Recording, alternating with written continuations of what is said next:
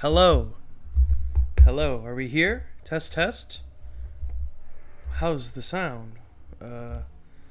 Audio, hyperact. Yeah, okay. Good evening. Welcome back to another Roqtober stream. Oh, yikes. Hold on.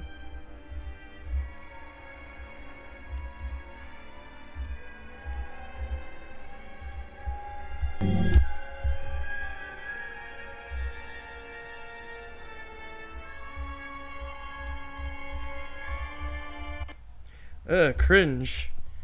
Everything's a fucking mess. Sorry, gang. You boys, a little frazzled. I thought YouTube was down for the evening, but I think we're okay.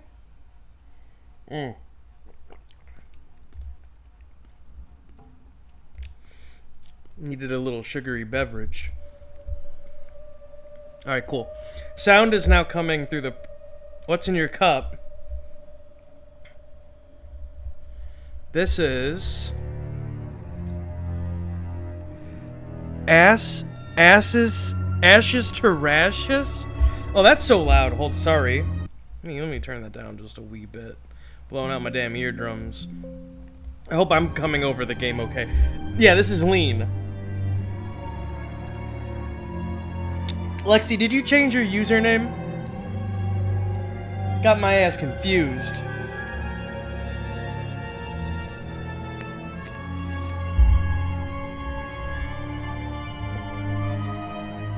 He's getting turned. Ashes. YouTube Wilden. Lol, okay.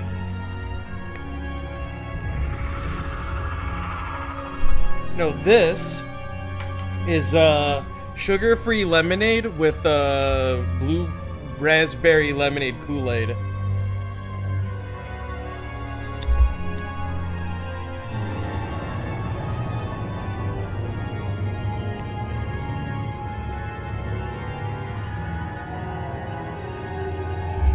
I don't know why my controller's plugged in. I don't really need it.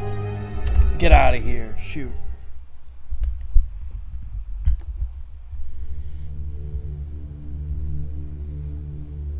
How's my sound, though? Is everything okay?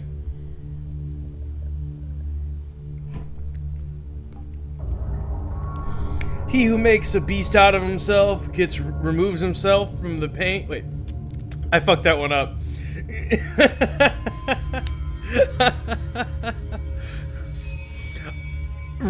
I knew that was the... Daddy? Please don't kill me. That was the same line from, fucking Bat Country. He who makes a beast out of himself gets rid of the pain of being a man. Yeah! There.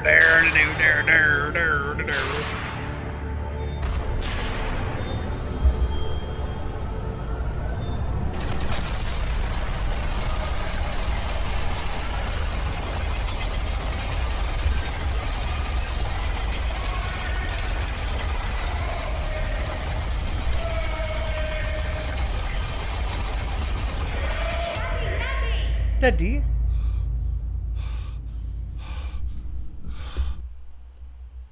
Oh, sheesh. Come back. What the fuck? Oh, no. Come on. Oh, no. Hold on.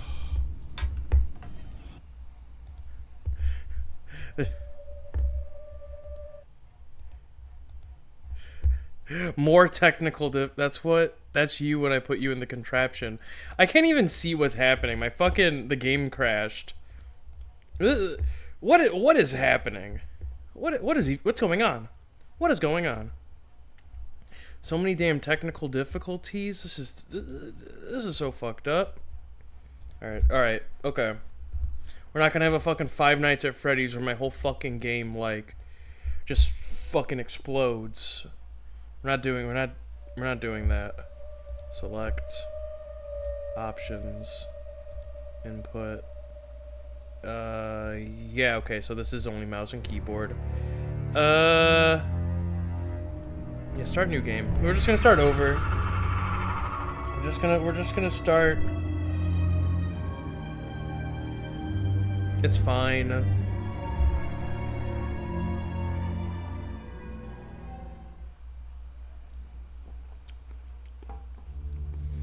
Yummy lemonade, very tart.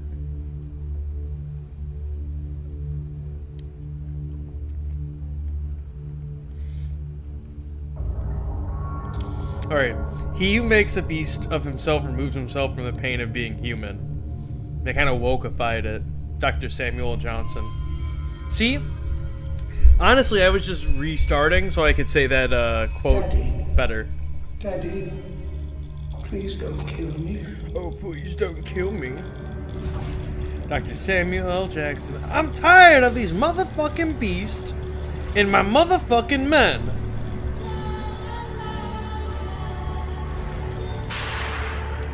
La la la.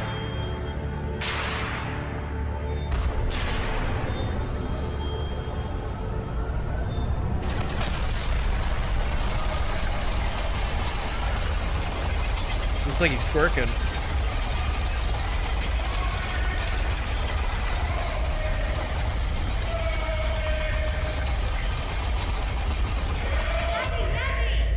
Daddy?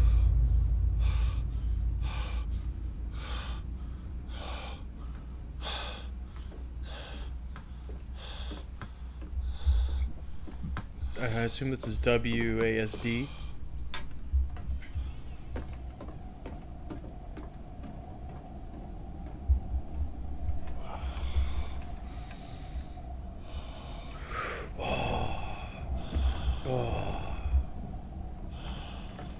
I have no control. That's okay.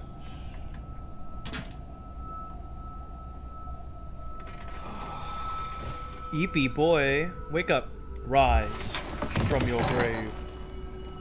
I need to trim my nails. They're getting so fucking long. Got little fucking claws.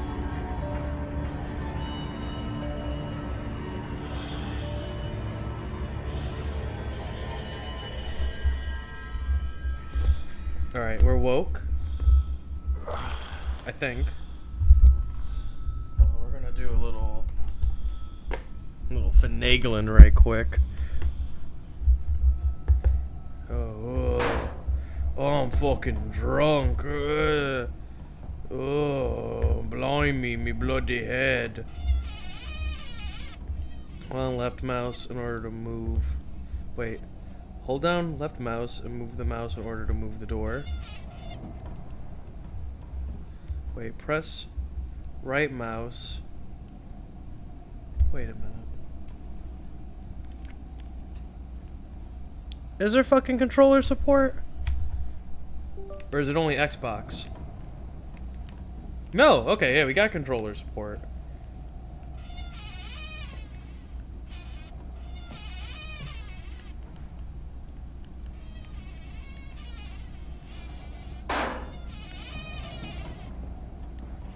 We gotta jump.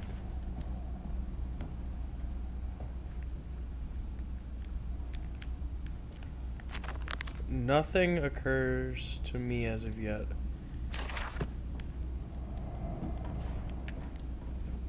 Circles crouch. That sucks. I don't love that. Push the stick in. Okay, that's run. This is the juke button.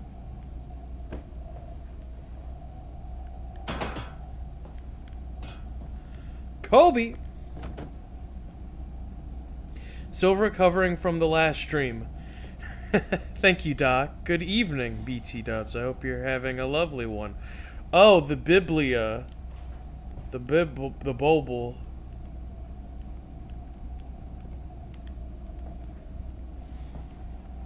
I hope you're having a lovely evening, Doc. Hope you and the fam are well. Ooh, a pig mask. That creaking is me bending my knees. Yeah, amen, sis. My shit, I'm that old age. In my restless dreams, I see a man dressed in jaguar skins and feathered like a blooded saint. What came from the heart lubricated us. It crushed evil under its tread and liberated us all. The foetid heat of the jungle mirrored somewhere behind my forehead. My temple pounds. The blood boils in my skull. It feels as if there is something alive there, a rat, a damn rat gnawing through my brains, eating its way out into the world. Even the laudanum will not quell its endless hunger. I hear my children playing in the attic, but it fills me with terror, not love. What desperate thoughts are these? Oh shit. My fucking bitch kids upstairs. God damn. Oh, I guess I do need a lantern. Daddy, Daddy, find us! A note has been added to your journal. Yeah, I know. I know that one. Okay, that was... yeah. Damn the laudanum. I need my drugs.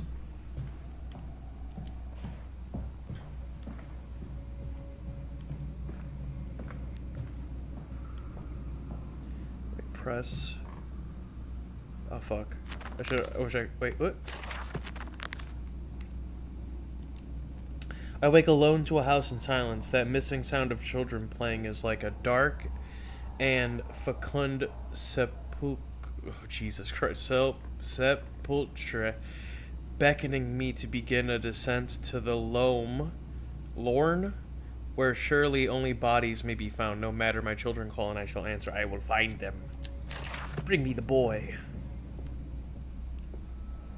I held your hand and watched the blood pool between your legs. Oh, You lived long enough to see Edward, but not Enoch. Enoch! I will take care of them, my love. I promise you this. Oh, fuck, I'm drunk. Can I have a hit of that wine? I'm gonna build a mountain of chairs.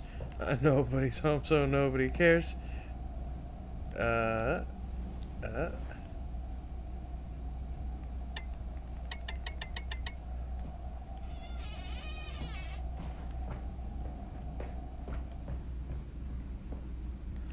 lot of pig imagery. Curious. Why are there damn... Oh, but build a damn mountain of chairs. Oh, no. We're gonna move on.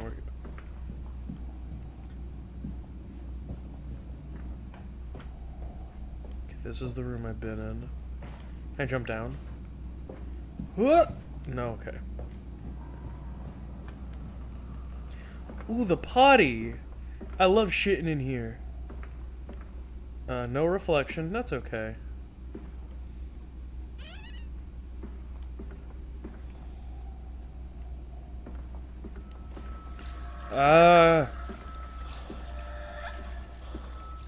Okay.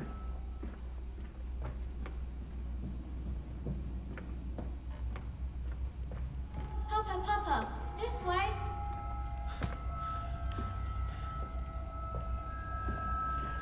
Fuck. Too much delicious opium got me acting up. Hello? Getting the creeps. This is a very creepy one. Alright, that one's locked.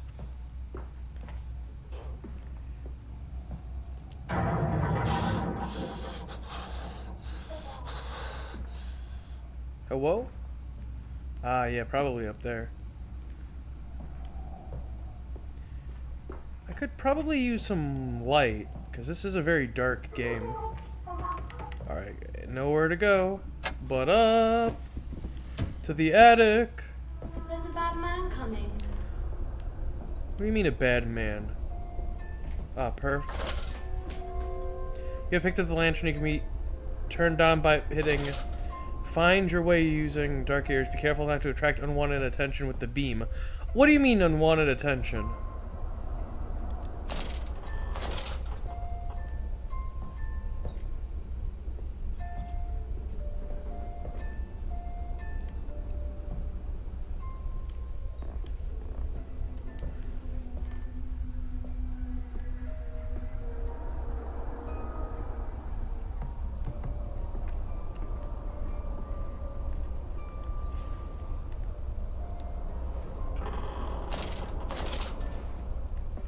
Alright, can I read? Daddy says there won't be a Christmas this year. He is much too busy. Nanny says we must not disturb him. He is ever so busy. He is gone for work before she wakes us, and often we are asleep before he returns. We found a bird in the garden with a broken wing. We gave it to Nanny, who said it was a filthy thing and hid it with a rolling pin. Later, we crept downstairs to bury the body when everyone was asleep. There was a pig in the garden. We heard it snuffling about. Then Daddy came and said we had to come inside straight away. He was furious, but we think he'd been crying again. Oh, Daddy always be crying. You know what? I'll give you little motherfucker something to cry about. Yeah, can I throw that? Can I yeet? I can't. Yeet!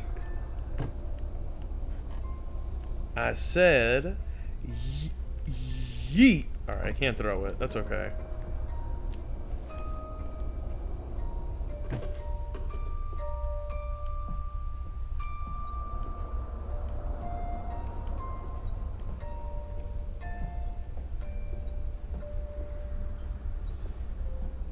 Daddy, do always be crying.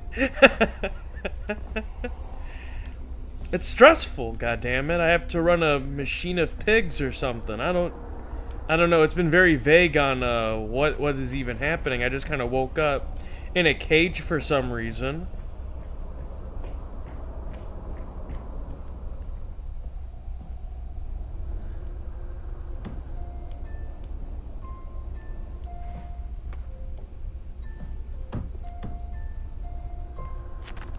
Oh yeah, okay, that's gonna become annoying.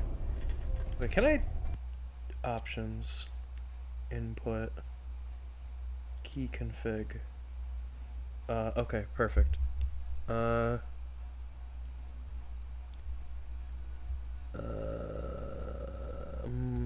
Actions?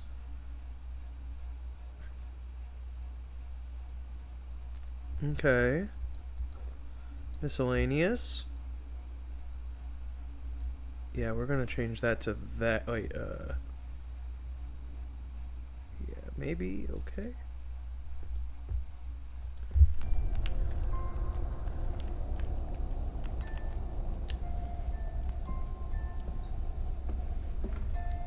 We're hiding, Daddy. Ugh, spooky kids. Ugh.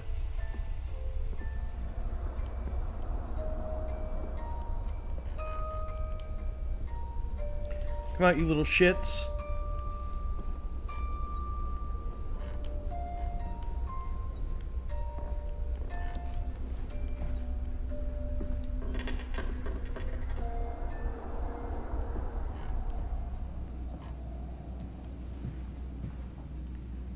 Oh, whoa.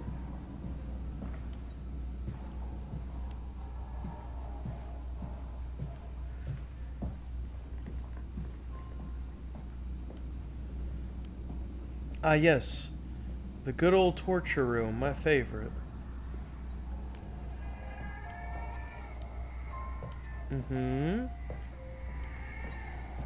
Yeah, There's some good sounds making my bowels quake. Making my tummy rumble.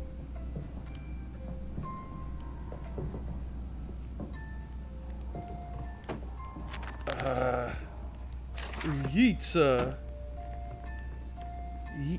Wait, did I just? Oh, I'm gonna pop off. Hold on. I should have done a little something before. That's okay. Where do? Wait, lean? I would like some lean.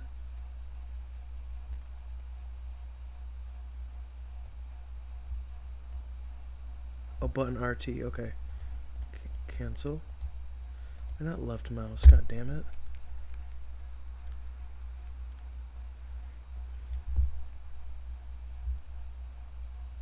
Lean right trigger. Crouch B, jump A.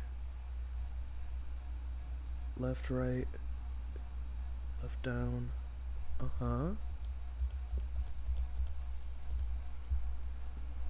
Throw. Interact. Rotate.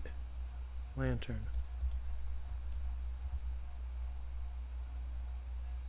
My journal. Don't like that. Don't care for that much. Come on. Yeah, there we go. Okay. Okay.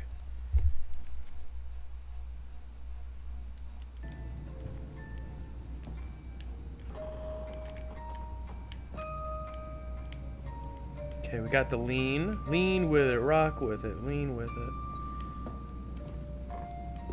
Okay, we can still run. What do they want? What do you want?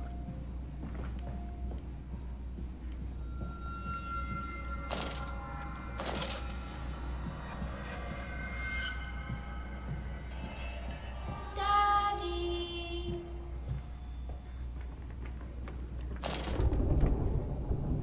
Ooh, spooky. It was a dank and stormy night.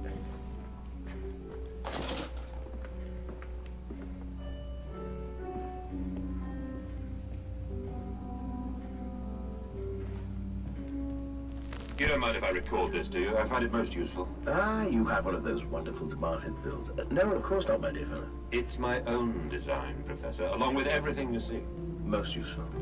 You understand, of course, why the ministry sent me. That they have concerns. Okay.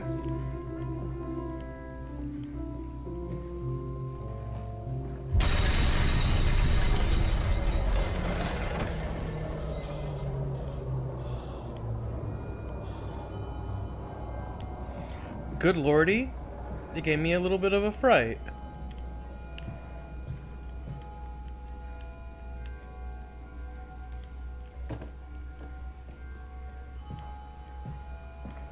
Can I have that gun?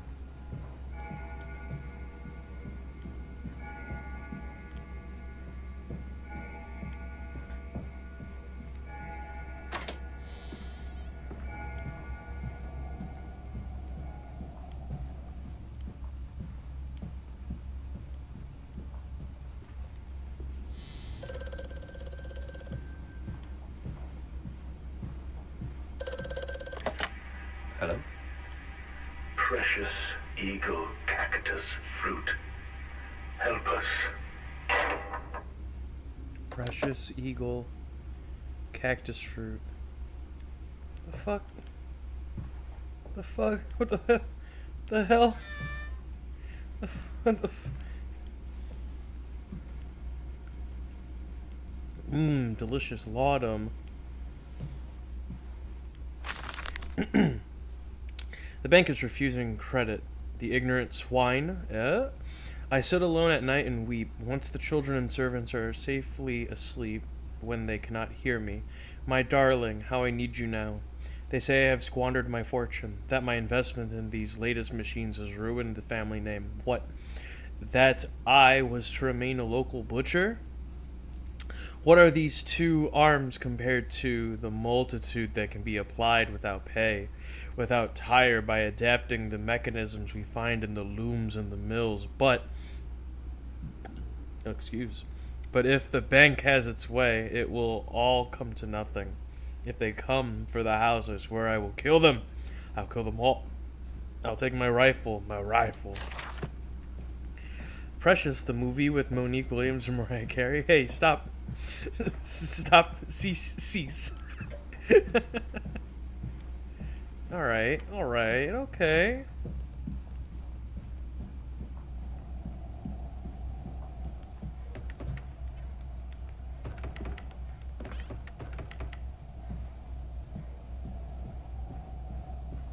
Wait, am I locked?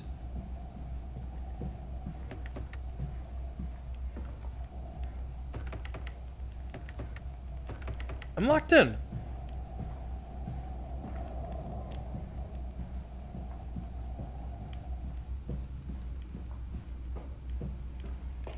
Oh, my rifle. Oh.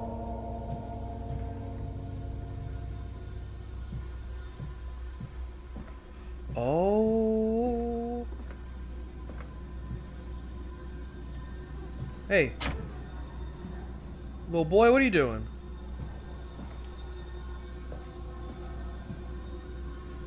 What up, pig? Yo!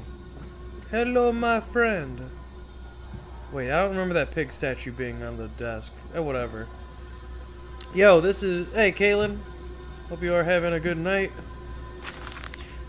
Replacement is dissatisfactory. So, like a pump. Better the intestinal canal, like a tapeworm already hosting intrusion in the breed. Brass better than copper, more resistant. Filament sewn into bone hold. Marrow pipe removal with needle potential. Composite replacement straightforward. Will respond to electromagnetic inducement to increase yield rate. Serum provides accelerated resetting, resulting in naturalized movement within 2 to 3 days. Subject still requires severing of frontal lobes to reduce emotional distress upon reactivation. Damn it. Damn this wretched soul. If only it were clockwork. Okay, that's cool. Pig robot. Pig automatons. Ah, I'm tweaking. This dawning Epoch. this Enoch. age of reason, Ah. empire grown fat Ah. for the bleeding. I remember you was conflicted. This is so creepy. Why is he... Ew. Ew, what the fuck?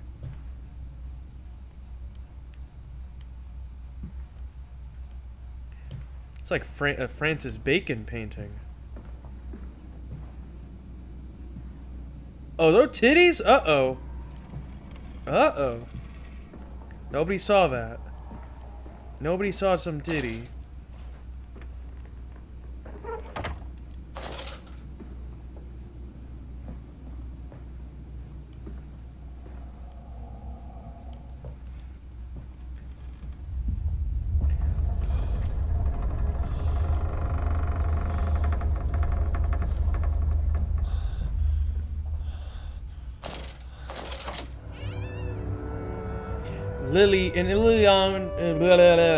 In Lily's honor, a banquet.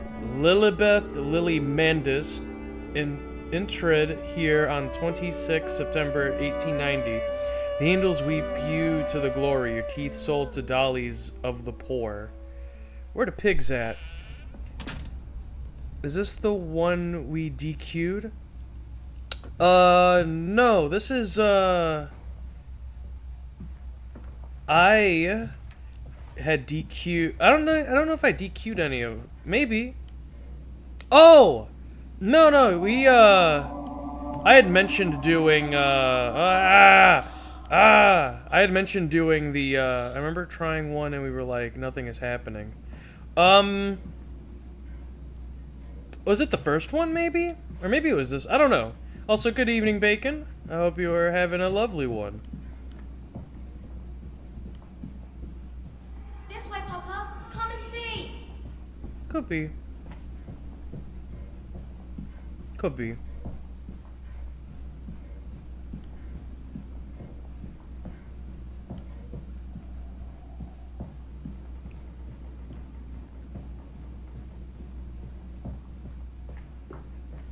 I remember talking about playing the bunker, which, you know, still...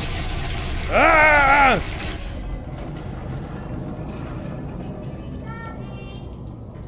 Oh, lovely, my ugly-ass children.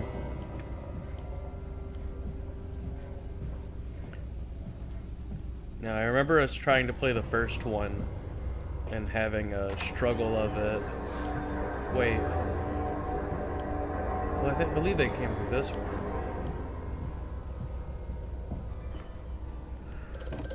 Yeah. Mandus, do you know me? Who are you? Who you? Where are my children? Trapped, Mandus, far below us. The machine is fouled. It is breached. It is flooded. The bulkheads are down. The children are engaged. If you help me, I can help you release them. Restore the power lines, drain the flooding, and restart the great engines. How? Yes. Where Great. should I go? Hello? Hello?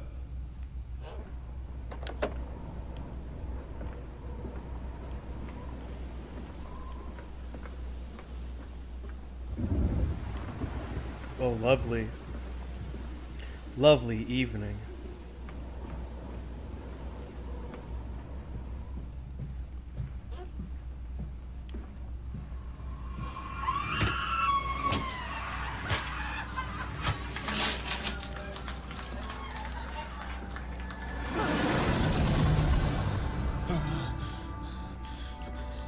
Ah, the visions!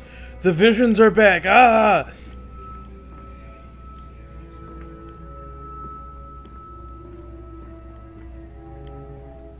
Ah, the theater.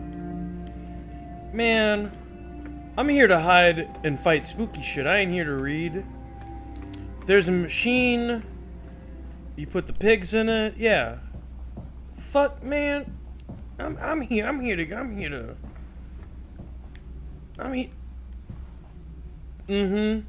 Them old school furries. Tell me that's not someone's fucked up fursona. The heinous anteater. Giant anteater. The heinous hippopotamus. God, what that mouth do? Wait, what?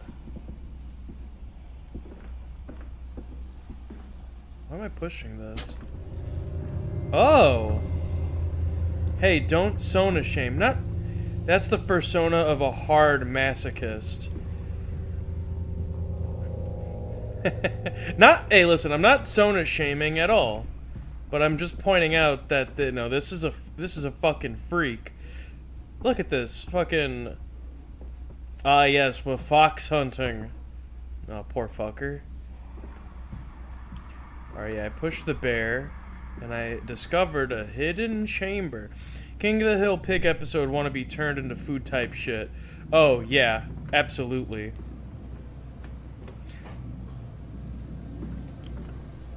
Ah, the machine of pigs. Yes, of course.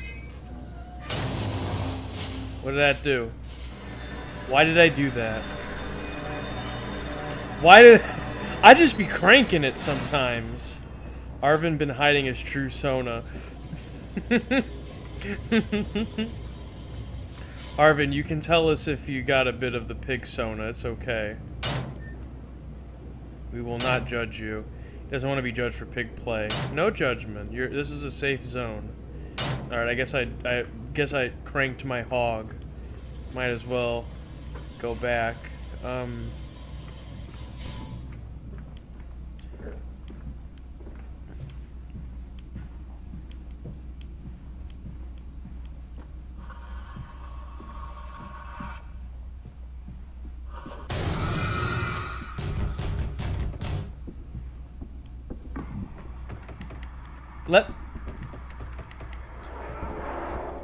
Whatever. Yeah, whatever, ho.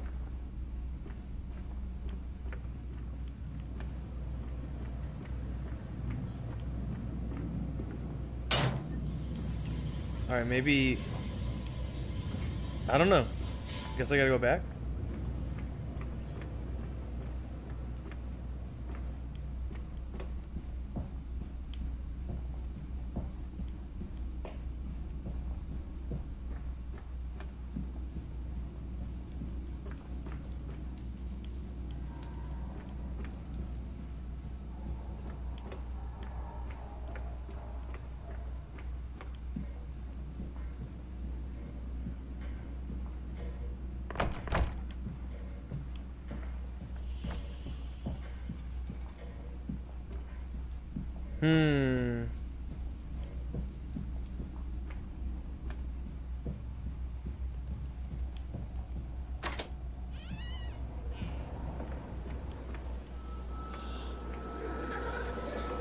Ah, my children. My damn children.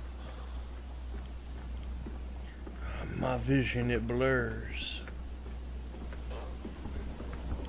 Oh. Bacon. Alright, can't go in there yet. But I made a loop, I guess? Because I don't think I could have gone out here before.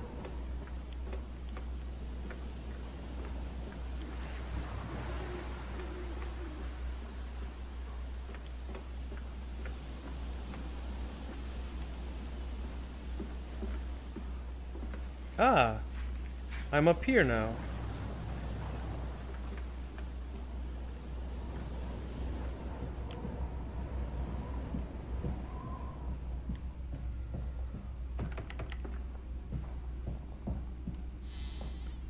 Ah, yes, the room in which I shit.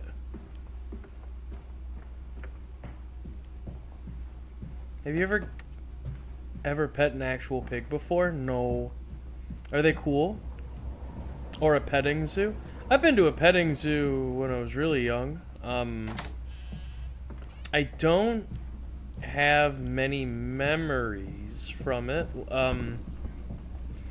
I remember an equine creature and being pretty amazed at how big it was.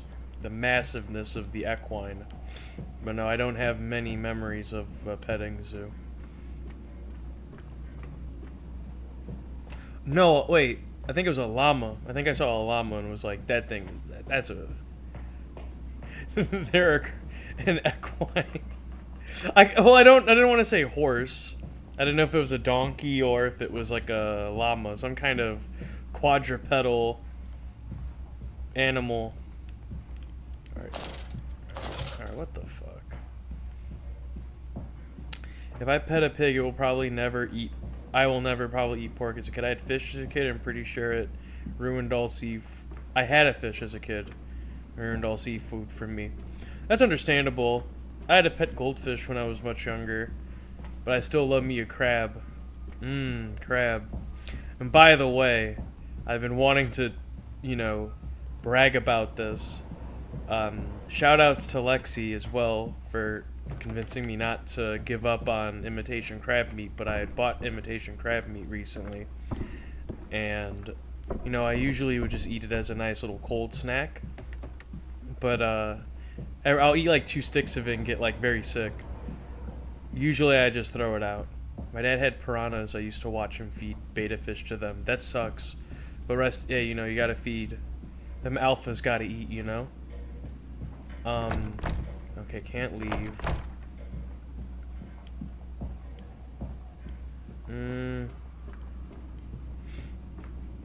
Whatchamacallit?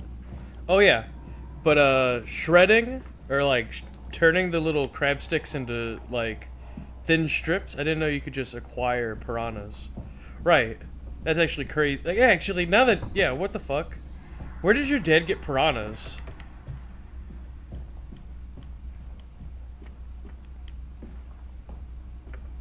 I genuinely don't know what I have to do.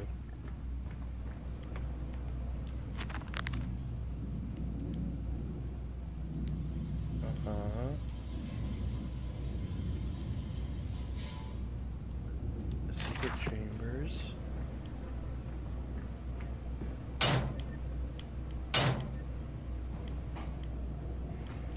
Piranhas are sick. Vinny, good evening. Welcome. I don't know. He didn't pay that child support though. Damn. Oof. Put that fucking... Fed it to the fish, I guess. Or we're just gonna cover it back up.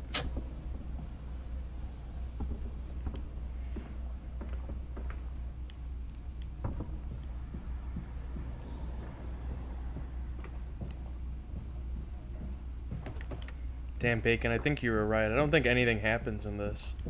I think this is just straight up being a bad father simulator. Imitation crab meat. Oh, right. Yeah, no, the too long didn't read is I turned the little imitation crab sticks into, like, strips, air fried them, toss them with a little garlic and butter and onion powder.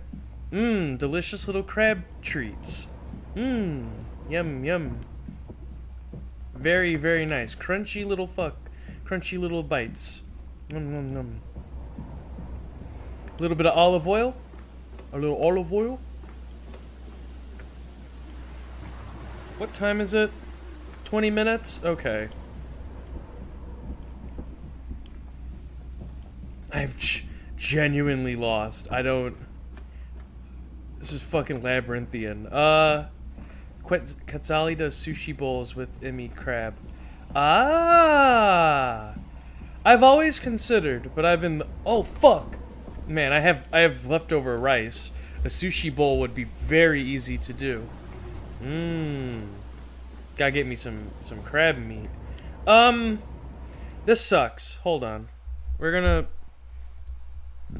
do something else. Might have to I'm bored as shit. Hold on. We're gonna do let's see. How long is this gonna take to download? Probably not very long at all. This game was free, by the way. I was kinda not Machina Pix. This thing that I'm downloading now. How's everyone doing?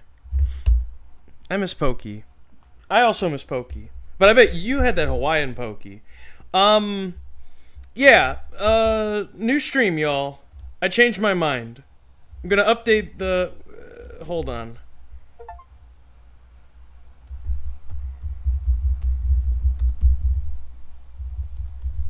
Okay.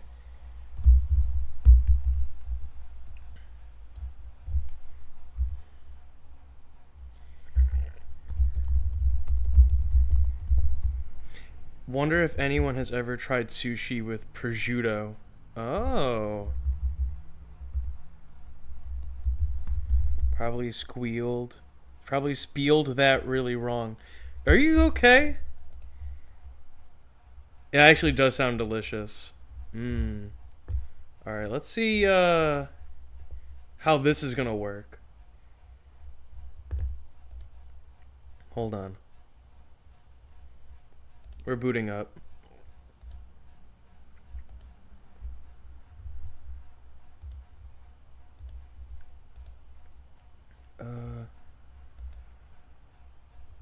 Okay. Just gonna try that. Hell yeah.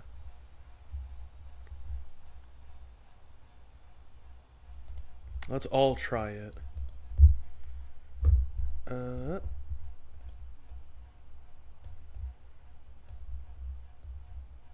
Okay.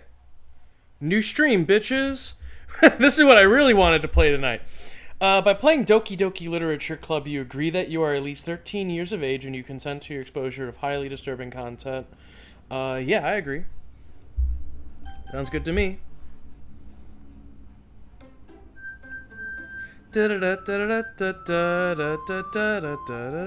What do you consider your favorite game you streamed from this month so far? This one. You like playing light novels? I don't. I don't know. I've never played this one yet, so... I heard this one's pretty spooky. What did I play this? What the fuck did I play? Dead Space? Five Nights? Fortnite? Yeah. Have.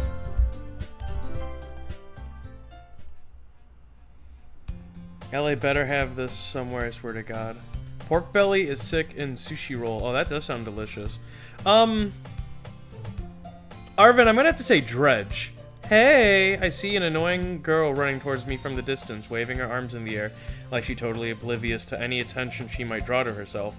That girl is Sayori, my neighbor, and a good friend since we were children. You know, the kind of friend you'd never see yourself making today, but it just kind of works out because you've known each other for so long. We used to walk to school together on days like this, but starting around high school, she would oversleep more and more frequently, and I would get tired of waiting up. I was gonna say, if you want some horror light novel recommendation, I would have Unlocked the Crypt. Unlocked the Crypt? Oh, like you have a crypt of horror novels? Okay. But she's going to chase after me like this. I almost feel better off running away. However, I just sigh and idle in front of the crosswalk and let Sayori catch up. Ha! I overslept again. But I caught you this time. Maybe, but only because I decided to stop and wait for you. You say that like you were thinking about ignoring me. That's mean, Dev. Oh, I should not have named myself Dev. This is gonna be... I should have named myself, like, Demon King Daimao or something. Wait, did you get bored with pigs? I walked out of the room. Yeah, I did. I got lost, and not a whole lot happened. A lot of screen shaking. I'll update the. I don't know. This is I'm feeling a little antsy tonight. This might become another Killer Instinct stream. I don't know. I'm kidding. Maybe. We'll see. Well, if people stare at you for acting weird, I don't want them to think we're a couple or something. Baka. Fine, fine. But you did wait for me after all. I guess you don't have it in you to be mean if you want to. Whatever you say, Sayori. We cross the street together and make our way to school. As we draw near, the streets become increasingly speckled with other students making their daily commute. By the way, Dev, have you decided on a club to join yet? Please no, I need to work. Do not open KI. KI stream bite slip, check pulse. No KI stream. Don't worry. I told you already, I'm really not interested in joining any clubs. I haven't been looking either. And that's not true. You told me you would join a club this year. Did I? I'm sure it's possible that it did, in one of our many conversations where I dismissively go along with whatever she's going on about. Sayori likes to worry a little too much about me. When I'm perfectly content just getting by on average while spending my free time on games and anime. Uh-huh. I was talking about how I'm worried that you won't learn how to socialize or have any skills before college. Your happiness is really important to me, you know. I sabotage. That's so fair. Habibi, I miss you. Aw. Your happiness is really important. And I know you're happy now, but I'd die at the thought of you becoming a NEET in a few years because you're not used to the real world. You trust me, right? Don't make me keep worrying about you. Alright. I'll look at a few clubs if it makes you happy. No promises, though. Will you at least promise me you'll try a little? Yeah, I guess I'll promise you that. Yay! Yeah, yippee! More than that, I'm surprised I even let myself relent to her. I guess seeing her worry so much about me makes me want to ease her mind a little, at least. Even if she does exaggerate everything inside of her head. Chai sick. Yeah, boy, come back. Make that Patreon money. The school day is as ordinary as ever. It's over before I know it. After I pack up my things, I stare blankly at the wall, looking for an ounce of motivation. Clubs. Sayori wants me to check out some clubs. I guess I have no choice to start with the anime club. Hello? Sayori? Sayori must have come into the classroom while I was spacing out. I look around and realize that I'm the only one in the classroom. I thought I'd catch you coming out of the classroom, but I saw you just sitting here and spacing out, so I came in. Honestly, you're even worse than me sometimes. I'm impressed. You don't need to wait for me. That's going to make you late for your own club. Well, I thought you might need some encouragement, so I thought you know. Know what? Well, that you could come to my club. Sayori. Yeah? There's no way I'm going to your club. Meanie. Sayori is the vice president of the literature club. Not that I was ever aware that she had any interest in literature. I was pretty sure she was illiterate. I'm 90% sure she did it because she thought it would be fun to help start a new club, since she was the first one to show interest after the one who proposed the club. She inherited the title vice president. That said, my interest in literature is guaranteed to be even less. Yeah, I'm going to anime club. Come on, please. Why do you care so much anyway? Well, I kind of told the club yesterday I would bring in a new member, and Natsuki made cupcakes and everything. Ehehe. Shai misses the boy, plus Shai is crazy warm. But it's a bad time to fly with government shutdown, yeah. Wait, why are you lying? It's been like a lovely 60 degrees all week. 65 the high. It was like 70, but like mostly 60 and raining. Don't make promises you can't keep. I can't tell if Sayori is really that much of an airhead or if she's so cunning as to have planned all this out. I let out a long sigh. Fine, I'll stop by for a cupcake, okay? Yeah, I guess so.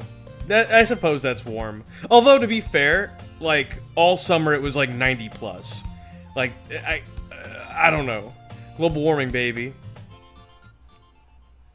And this day marks the day I sold my soul for a cupcake. I dejectedly follow Sayori across the school and upstairs, a section of the school I rarely visit, being generally used for third-year classes and activities. Plus, read less flat. Ooh, rar chat.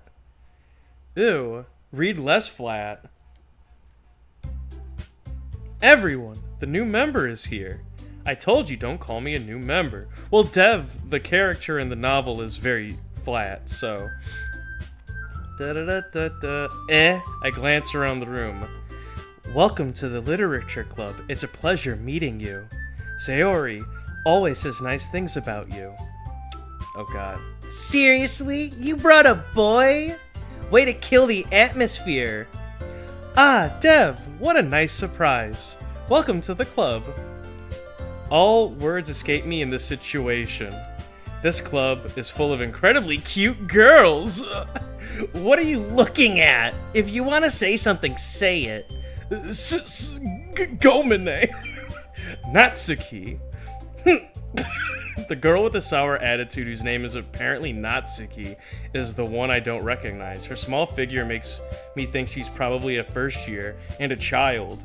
She is also the one who made cupcakes, according to Sayori. You can't just ignore her when she gets moody. You can just ignore her when she gets moody. Sayori says that quietly into my ear, then turns back towards the other girls. Yeah, shit is weird, but maybe flying won't be weird next time I have money's word. Anyways, this is Natsuki, always full of energy. Yeah, come back, bitch. And this is Yuri, the smartest in the club. Don't say things like that, Baka. Yuri who appears comparably more mature and timid, seems to have a hard time keeping up with people like Sayori and Natsuki. Oh well, it's nice to meet both of you. And it sounds like you already know Monica, is that right? That's right. It's great to see you again, Dev. Monica smiles sweetly. We do know each other. Well, we rarely talked, but we were in the same class last year. Monica is probably the most popular girl in class. Smart, beautiful, athletic. Basically, completely out of my league. So having her smile at me genuinely feels a little, you too, Monica. Come, sit down, Dev. We made room for you at the table so you can sit next to me or Monica. I'll get the cupcakes. I made the cupcakes. I'll get them. Sorry, I got a little too excited. Then, how about we make some tea as well? That's a quote, not a response to you, Jazz, lol. No, not the cupcakes. As Sayori mentioned, it has widened that there's one space next to Monica and one space to Sayori. Natsuki and Yuri walk over to the corner of the room, where Natsuki grabs a wrapped tray and Yuri opens the closet. Still feeling awkward, I take a seat next to Sayori. Natsuki proudly marches to the table, tray in hand. Okay, are you ready? Ta-da! Ooh! Natsuki lifts the foil of the tray and reveals a dozen white, fluffy cupcakes decorated to look like little cats. The whiskers are drawn with icing, and little pieces of chocolate were used to make ears. So cute! I had no idea you were good at baking, Natsuki. Well, you know. Just hurry and take one. Sayori grabs one first, then Monica. I follow. It's delicious! Sayori talks with her mouth full and has already managed to get icing on her face. I turn the cupcake around in my fingers, looking for the best angle to take a bite. Natsuki is quiet. I can't help but notice her sneaking glances in my direction. Is she waiting for me to take a bite? I finally bite down. The icing is sweet and full of flavor. I wonder if she made it herself. This is really good. Thanks, Natsuki. Wow, why are you thanking me? It's not like haven't I heard this somewhere before? Made them for you or anything. I thought you technically did Terry's. Well, maybe, but not for you, you know, you dummy. Alright. I give up on Natsuki's weird logic and dismiss the conversation. Yuri returns to the table carrying a tea set. She carefully placed the teacup in front of each of us before setting down the teapot next to the teacup tray. You keep a whole tea set in the classroom. Don't worry, the teacher gave us permission. After all, doesn't a hot cup of tea help you enjoy a good book? I guess. Hey, don't let yourself get intimidated. Yuri's just trying to impress you. That's not. Insulted, Yuri looks away. I meant that, you know. Hey guys, I don't think this is a horror game. Seems like a typical light novel romance. This acting is immaculate. Thank you. I believe you. Well, tea and reading might not be pastime for me, but at least I enjoy tea. I'm glad. Yuri faintly smiles to herself in relief. Monica raises an eyebrow that smiles at me. So, what made you consider the literature club? I was afraid of this question. Something tells me that I should tell Monica that I was practically dragged here by Sayori. Well, I haven't joined any clubs yet, and Sayori seemed really happy here, so that's okay, don't be embarrassed. We'll make sure you feel right at home, okay? As president of Literature Club, it is my duty to make the club fun and exciting for everyone. Monica, I'm surprised. How come you decided to start your own club? You could probably be a board member for any of the major clubs. It was like Dev was reading legal docs before. Sorry, I'm nervous. Ooh woo, I'm nervous. Weren't you leader of the debate club last year? Well, you know, to be honest, I can't stand all the politics around the major clubs. It feels like nothing but arguing around the budget and the publicity and how to prepare for events. I love y'all too, thank you. I'd much rather be taking something personally I enjoy and make something special out of it, and to encourage others to get into literature and then fulfilling that dream. Monica... Monica really is a great leader. Yuri also nods in agreement. Then I'm surprised there aren't more people in the club yet. It must be hard to start a new club. You could put it that way. Not many people are interested in putting out all the effort to start something brand new, especially when it's something that doesn't grab your attention like literature. You have to work hard to convince people that you're both fun and worthwhile, but it makes school events like the festival that much more important. I am confident that you will really grow into this club before we graduate. Right, everyone? Yeah! We'll do our best. You know it. Everyone enthusiastically agrees. I went to get Claire, and boy, are we in a different place. Hello, Bacon. Welcome back. Yeah, I got bored. You called it. Full apologies to Bacon, because I think we had this conversation before where if I was gonna stream any of the Amnesias, it was gonna be the Bunker. I saw that this was the Machine of Pigs was the one that was on the Steam family, and I said fuck it. But then this one was also free. I've heard this one gets pretty spooky. Monica must have really worked hard just to find these three. Maybe that's why we're all so delighted by the idea of a new member joining. Though I still don't really know if I can keep up with their level of enthusiasm about literature. So Dev, what kind of things do you like to read? Well, considering how little I've read these past few years, I don't really have a good way of answering that. Manga? I mutter quietly to myself, half joking. Natsuki head suddenly perks up. It looks like she wants to say something but keeps quiet. Not much of a reader, I guess. Well, that can change. What am I saying? I spoke without thinking after seeing Yuri's sad smile. Anyways, what about you, Yuri? Well, let's see. Yuri traces the rim of her teacup with her finger. My favorites are usually novels that build deep and complex fantasy worlds. The level of creativity and craftsmanship behind them is amazing to me, and telling a good story in such a foreign world is equally impressive. Yuri goes on, clearly passionate about her reading. She seemed so reserved and timid from the moment I walked in, but it's obvious by the way her eyes light up that she finds her comfort in the world of books, not people. But you know, I like a lot of things. Stories with deep psychological elements usually immerse me as well. Isn't it amazing how a writer can so deliberately take advantage of your lack of imagination to completely throw you for a loop? Wait. Isn't it amazing how a writer can so deliberately take advantage of your lack of imagination to completely throw you for a loop? Anyways, I've been reading a lot of horror lately. I read a horror book once. I desperately grasped something I can relate to at a minimal level. At this rate, Yuri might as well be having a conversation with a rock. Roqtober? Ah?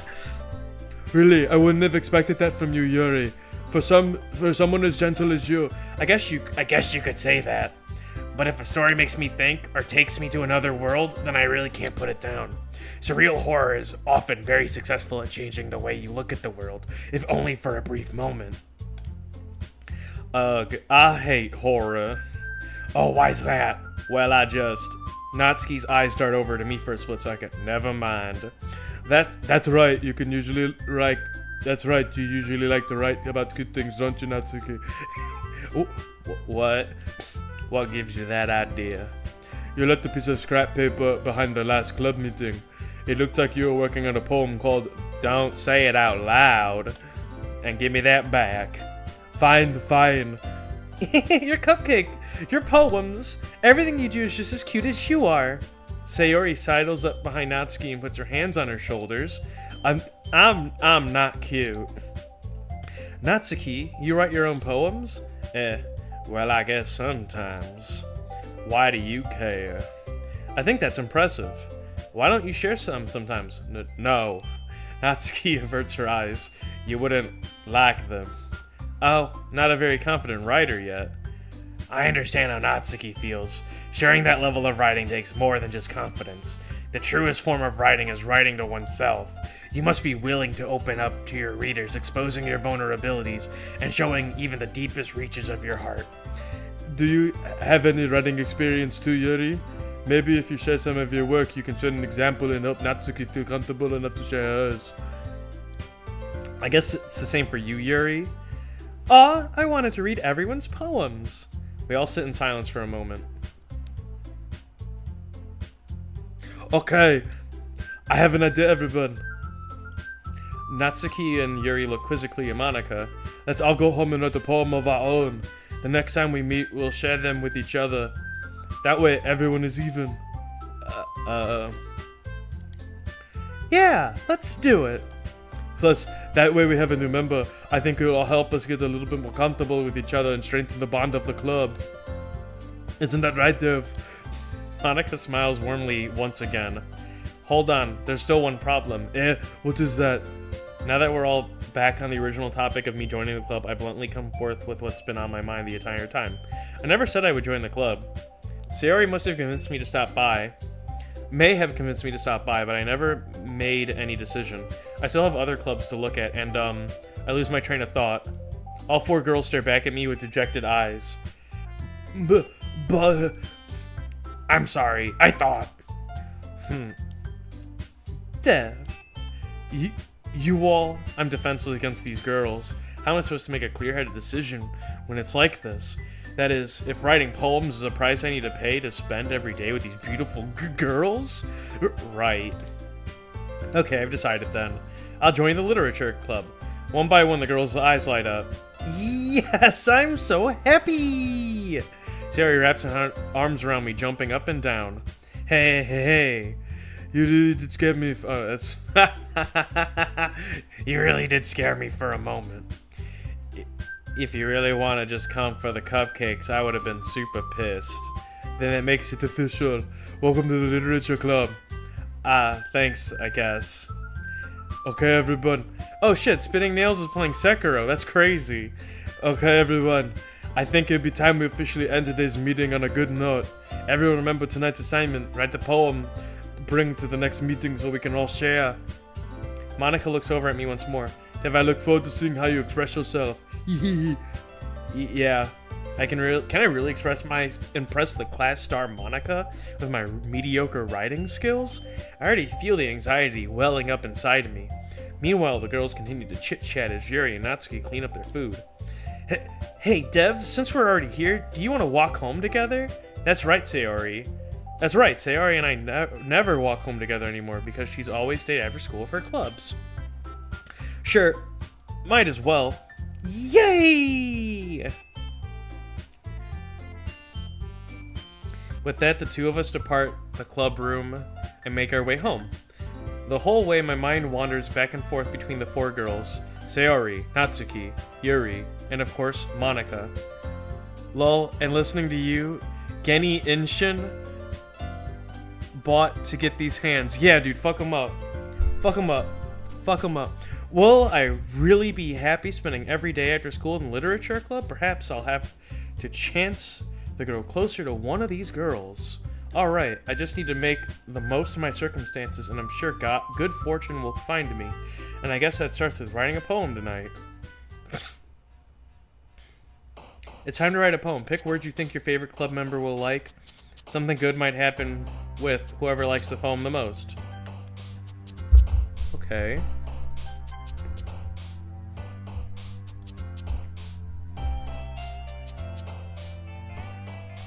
What the fuck? Anxiety keep... Oh!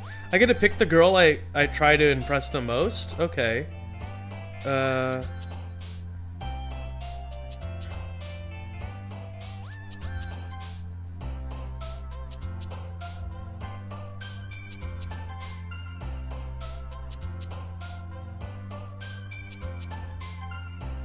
Wait, why did she like hurt? That's weird. Lollipop. Wait, I noticed Monica isn't up here. That's kind of spooky.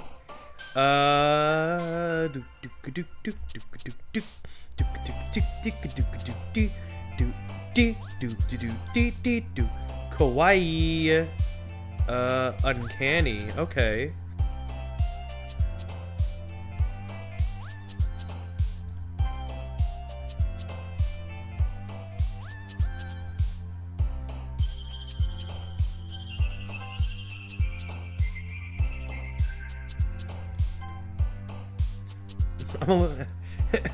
There's like certain agonizing. What the fuck? Doki Doki.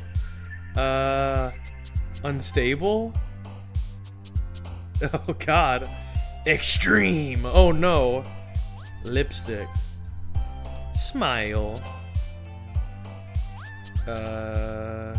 Forgive. Explode. Pout. Oh, okay. Hi again, Dev. Glad to see you didn't run away from us. Haha. Nah, don't worry. This might be a little strange for me, but at least I keep my word. Well, I'm back at Literature Club. I was the last to come in, so everyone else is already hanging out. Thanks for keeping your promise, Dev. I hope this isn't too overwhelming or of a commitment for you. Making you dive headfirst into literature when you're not accustomed to it? Oh, come on now, like he deserves any slack. Sayori told me you didn't even want to join the club, any clubs this year. And last year, too. I don't know if you plan to just come here and hang out or what, but if you don't take us seriously, you won't see the end of it. Natsuki, you certainly have a big mouth for someone who keeps a manga collection in the club room. Natsuki finds herself stuck between saying Monica and manga.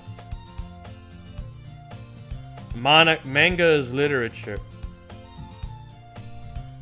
Swiftly defeated, Natsuki plops back into her seat. Don't worry, guys. Dev will always give it his best as long as he's having fun. That's true. I will. He helps me with busy work without me even asking, like cooking, cleaning my room. How dependable. Sayori, that's because your room is so messy, it's distracting. And you almost set your house on fire once. Is that so? You two are really good friends, aren't you? I might be a little jealous. How come? You and Dev can become good friends too. Oh, Sayori. As usual, Sayori seems oblivious to the weird situation she just put me into. Oh, Yuri even brought you something today, you know. Wait, Sayori. Me? Not really. Don't be shy. It's really nothing. What is it? Never mind. Sayori made it sound like a big deal when it's really not. What do I do? I'm sorry, Yuri. I wasn't thinking. I guess that means it's up to me to rescue the situation. Hey, don't worry about it. First of all, I wasn't expecting anything in the first place. So any nice gestures from you is a pleasant surprise. It'll make me happy no matter what. Is that so? Yeah, I won't make a big deal if you don't want it to be. Alright. Well, here. Yuri reaches in her bag and pulls out a book.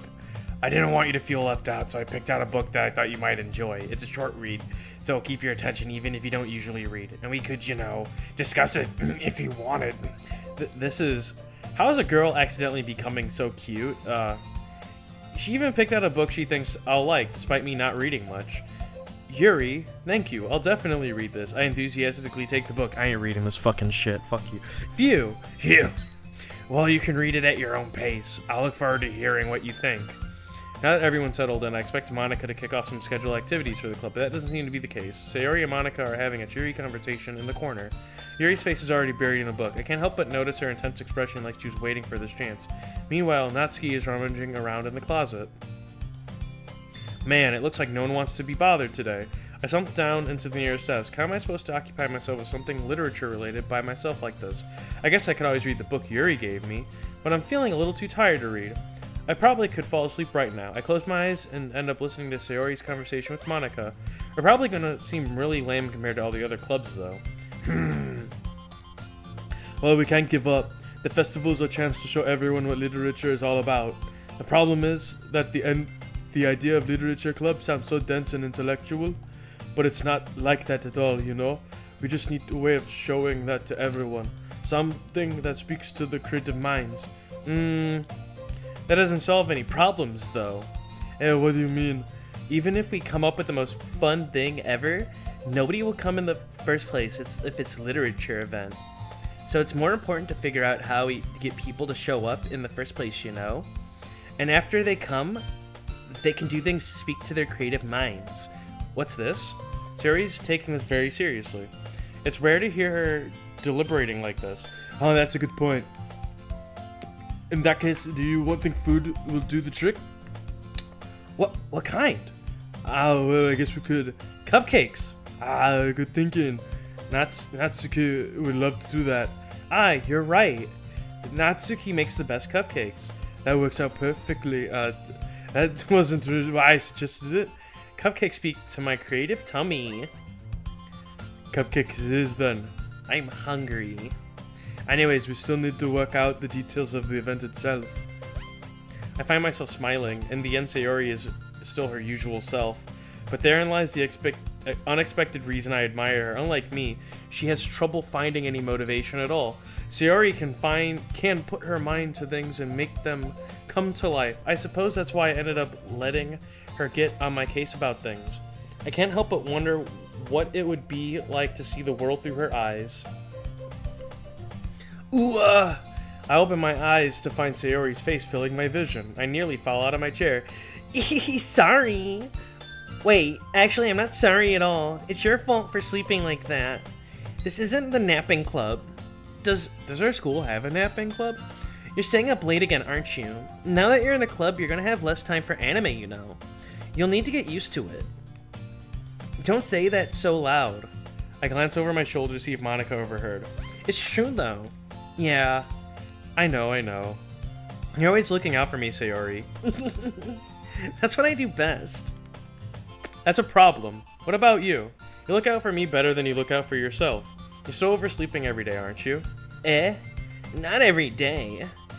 That's not very convincing. How many days this past week have you gotten up on time? It's a secret. I knew it. Come on, at least give me a benefit of the doubt. I can't even do that. Look, Sayori, it's written all over you. Sayori glances around at herself. How's it written all over me?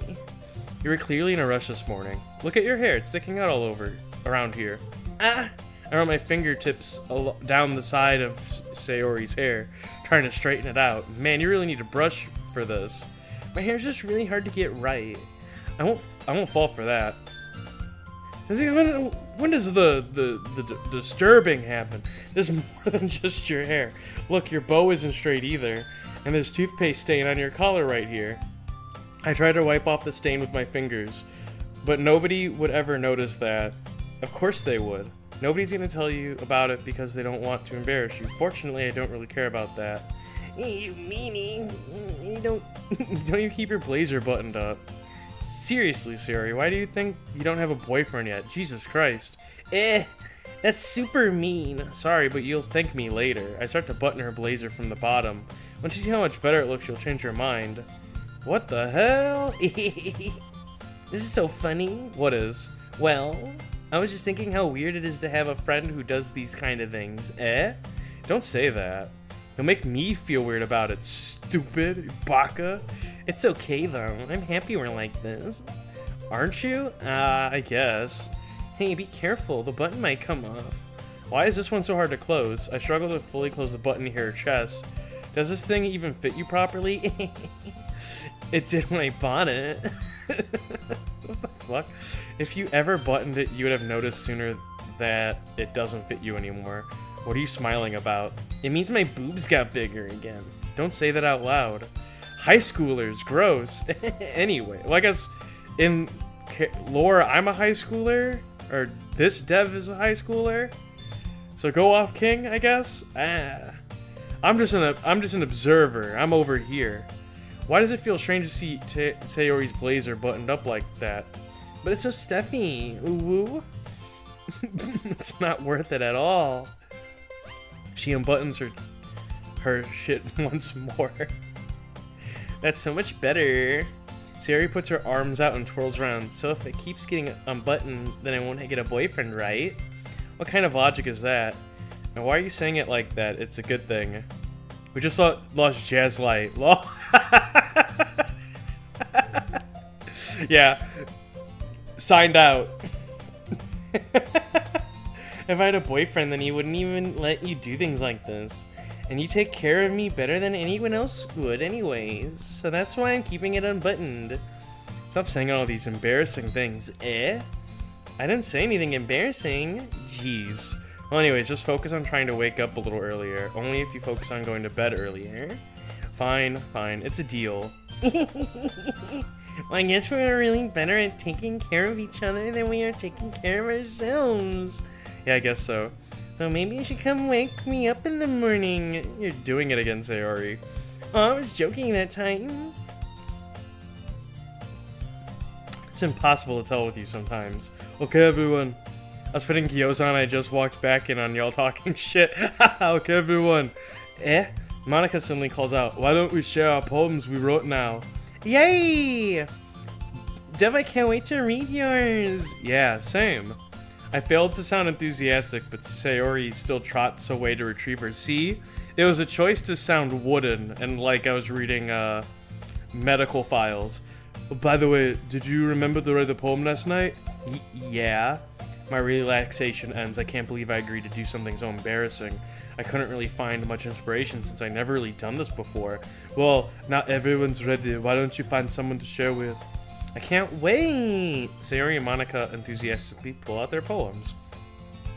Sayori's is on a wrinkled sheet of loose leaf torn from a spiral notebook. On the other hand, Monica wrote hers on a composition notebook. I can already see Monica's pristine handwriting from where I sit. Natsuki and Yuri reluctantly comply as well. I can't read, I'm sorry. I'm like Dev in the game, I don't read. Reaching into their bags. I do the same myself. Who should I show my poem first? Oh, alright chat. Do we show it to short girl we've been friends with? Short girl who doesn't seem to like us and is calling us idiot? The quiet girl who likes the books, or Arnold Schwarzenegger? Who do we show it to? Sayori, Natsuki, Yuri, or Monica?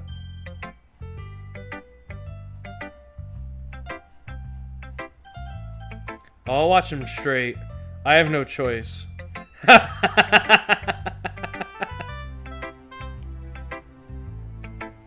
Chad, I leave this into your hands. Who do we show our poem to? Engagement, engagement, engagement.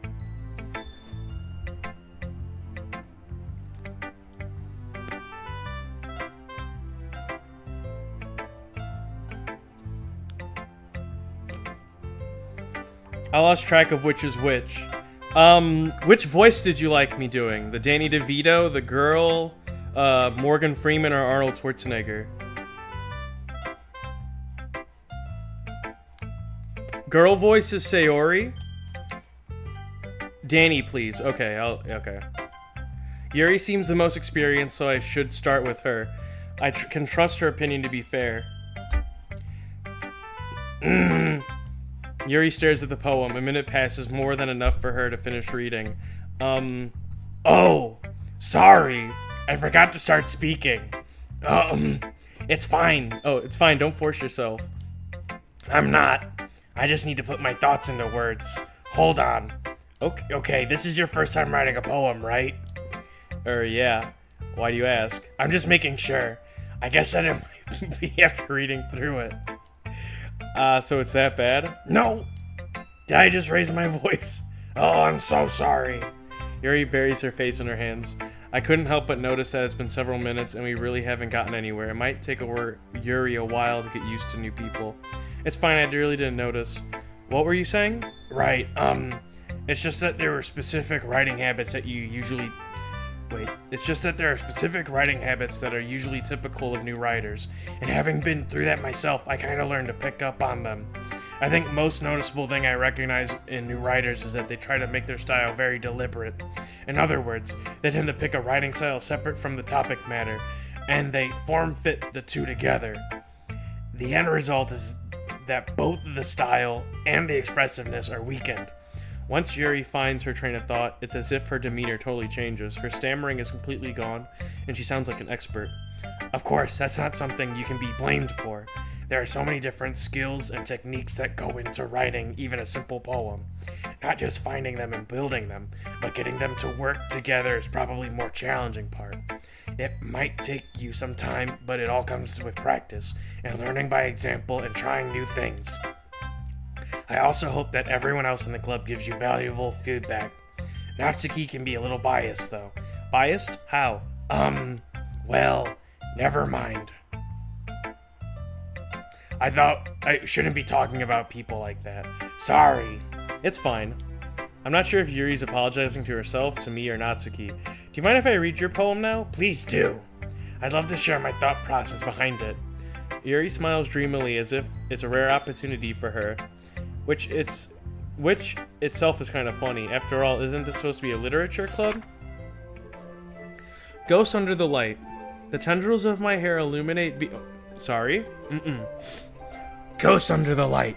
The tendrils of my hair illuminate beneath the amber glow. Bathing. It must be this one. The last remaining street light. To have withstood the test of time. The last yet to be replaced by sickening blue-green hue of the future. I bathe. Calm, breathing air of the present, but living in the past. The light flickers. I flicker back. I'm sorry I have such terrible handwriting. What? I wasn't thinking that at all. But it took you long enough to read. Well, I just don't read scripts very often. I actually think your handwriting is pretty. That's a relief. Also, I like the poem. Even though it's short, it was really descriptive. It wasn't too short. I usually write longer poems. Not at all. I'm really glad you liked it. I'll be honest. Since our first time sharing, I wanted to write something a little more mild. Something easy to digest, I suppose. Are you into ghost, Jerry? Actually, the story isn't about ghosts at all, Dev. You fucking idiot. Really? I must have totally missed that point. Well, I suppose you only did glance over it after all. But remember that poets often express their own thoughts, feelings, and experiences in their work. They usually do more than tell a simple story or paint a picture. In this case, perhaps the subject of the poem is only being symbolically compared to a ghost, lingering in her last remaining place of comfort, unable to let go of the past, and soon to be left without nothing. That's a lot more solemn putting it that way. I hadn't even thought of that. That's impressive. It's nothing, really. Well, it makes me happy that you think that. Just remember that it won't be long before you pick up on these things too. Yeah, maybe you're right. I guess I'll have to keep trying. I'm counting on you. Alright, let's get Natsuki out of the way. I think she's alright. Well, it was about what I expected from someone like you. That's a little blunt. Well, excuse me. It's not like I said it was bad. It just didn't evoke any emotions. So basically, it's not cute enough for your taste? Do you want to get smacked? I'll pass. Sigh.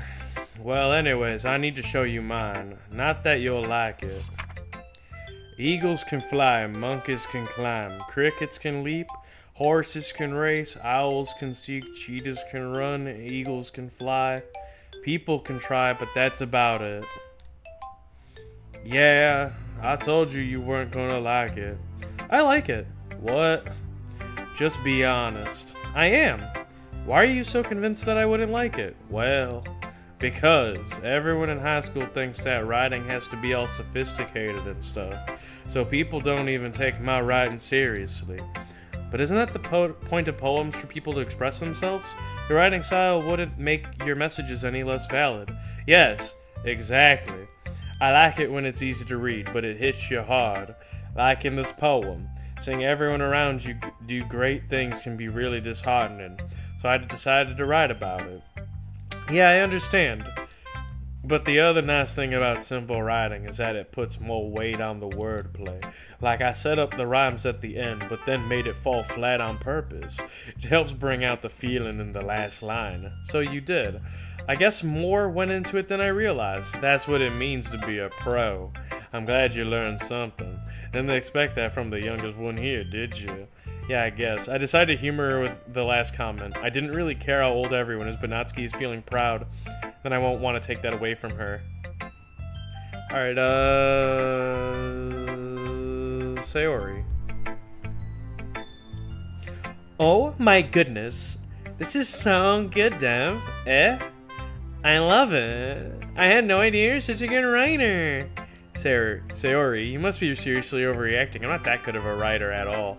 I honestly have no idea what I'm doing. Well, maybe that's why. Because I have no idea what I like either. Jeez. Yuri's opinion was more constructive than this. Are you sure you don't like it just because I wrote it? Well, I'm sure that's part of it. I think I understand you better than a lot of other people, you know? So when I read your poem, it's not like it's just a poem. It's a deaf poem. And that makes it feel extra special. Like I can feel your feelings in it. Sayori hugs the sheet against her chest. Alright, girl. You're so weird, Sayori. I'm not just happy you wrote one. It reminds me how you're really part of the club now. Not to mention the fact that I'm standing in front of you in the club room. Oh, of course. I'm not really into it yet, but doesn't mean I will break my promise. See? It's like I said before, Dev. Deep down, you're not selfish at all, you know?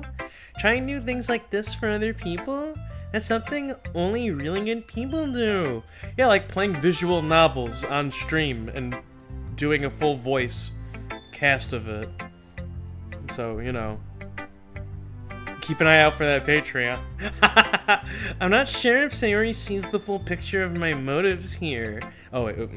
Then again, I can't deny that she's part of the reason I joined. Knowing how much this means to her and all. Yeah.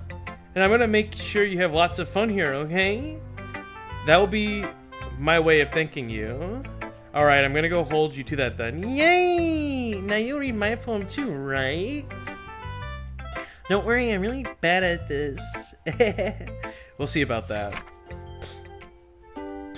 Dear sunshine, the way you glow through my blinds in the morning, it makes me feel like you missed me, kissing my forehead to help me out of bed, making me rub my sleepy from my eyes.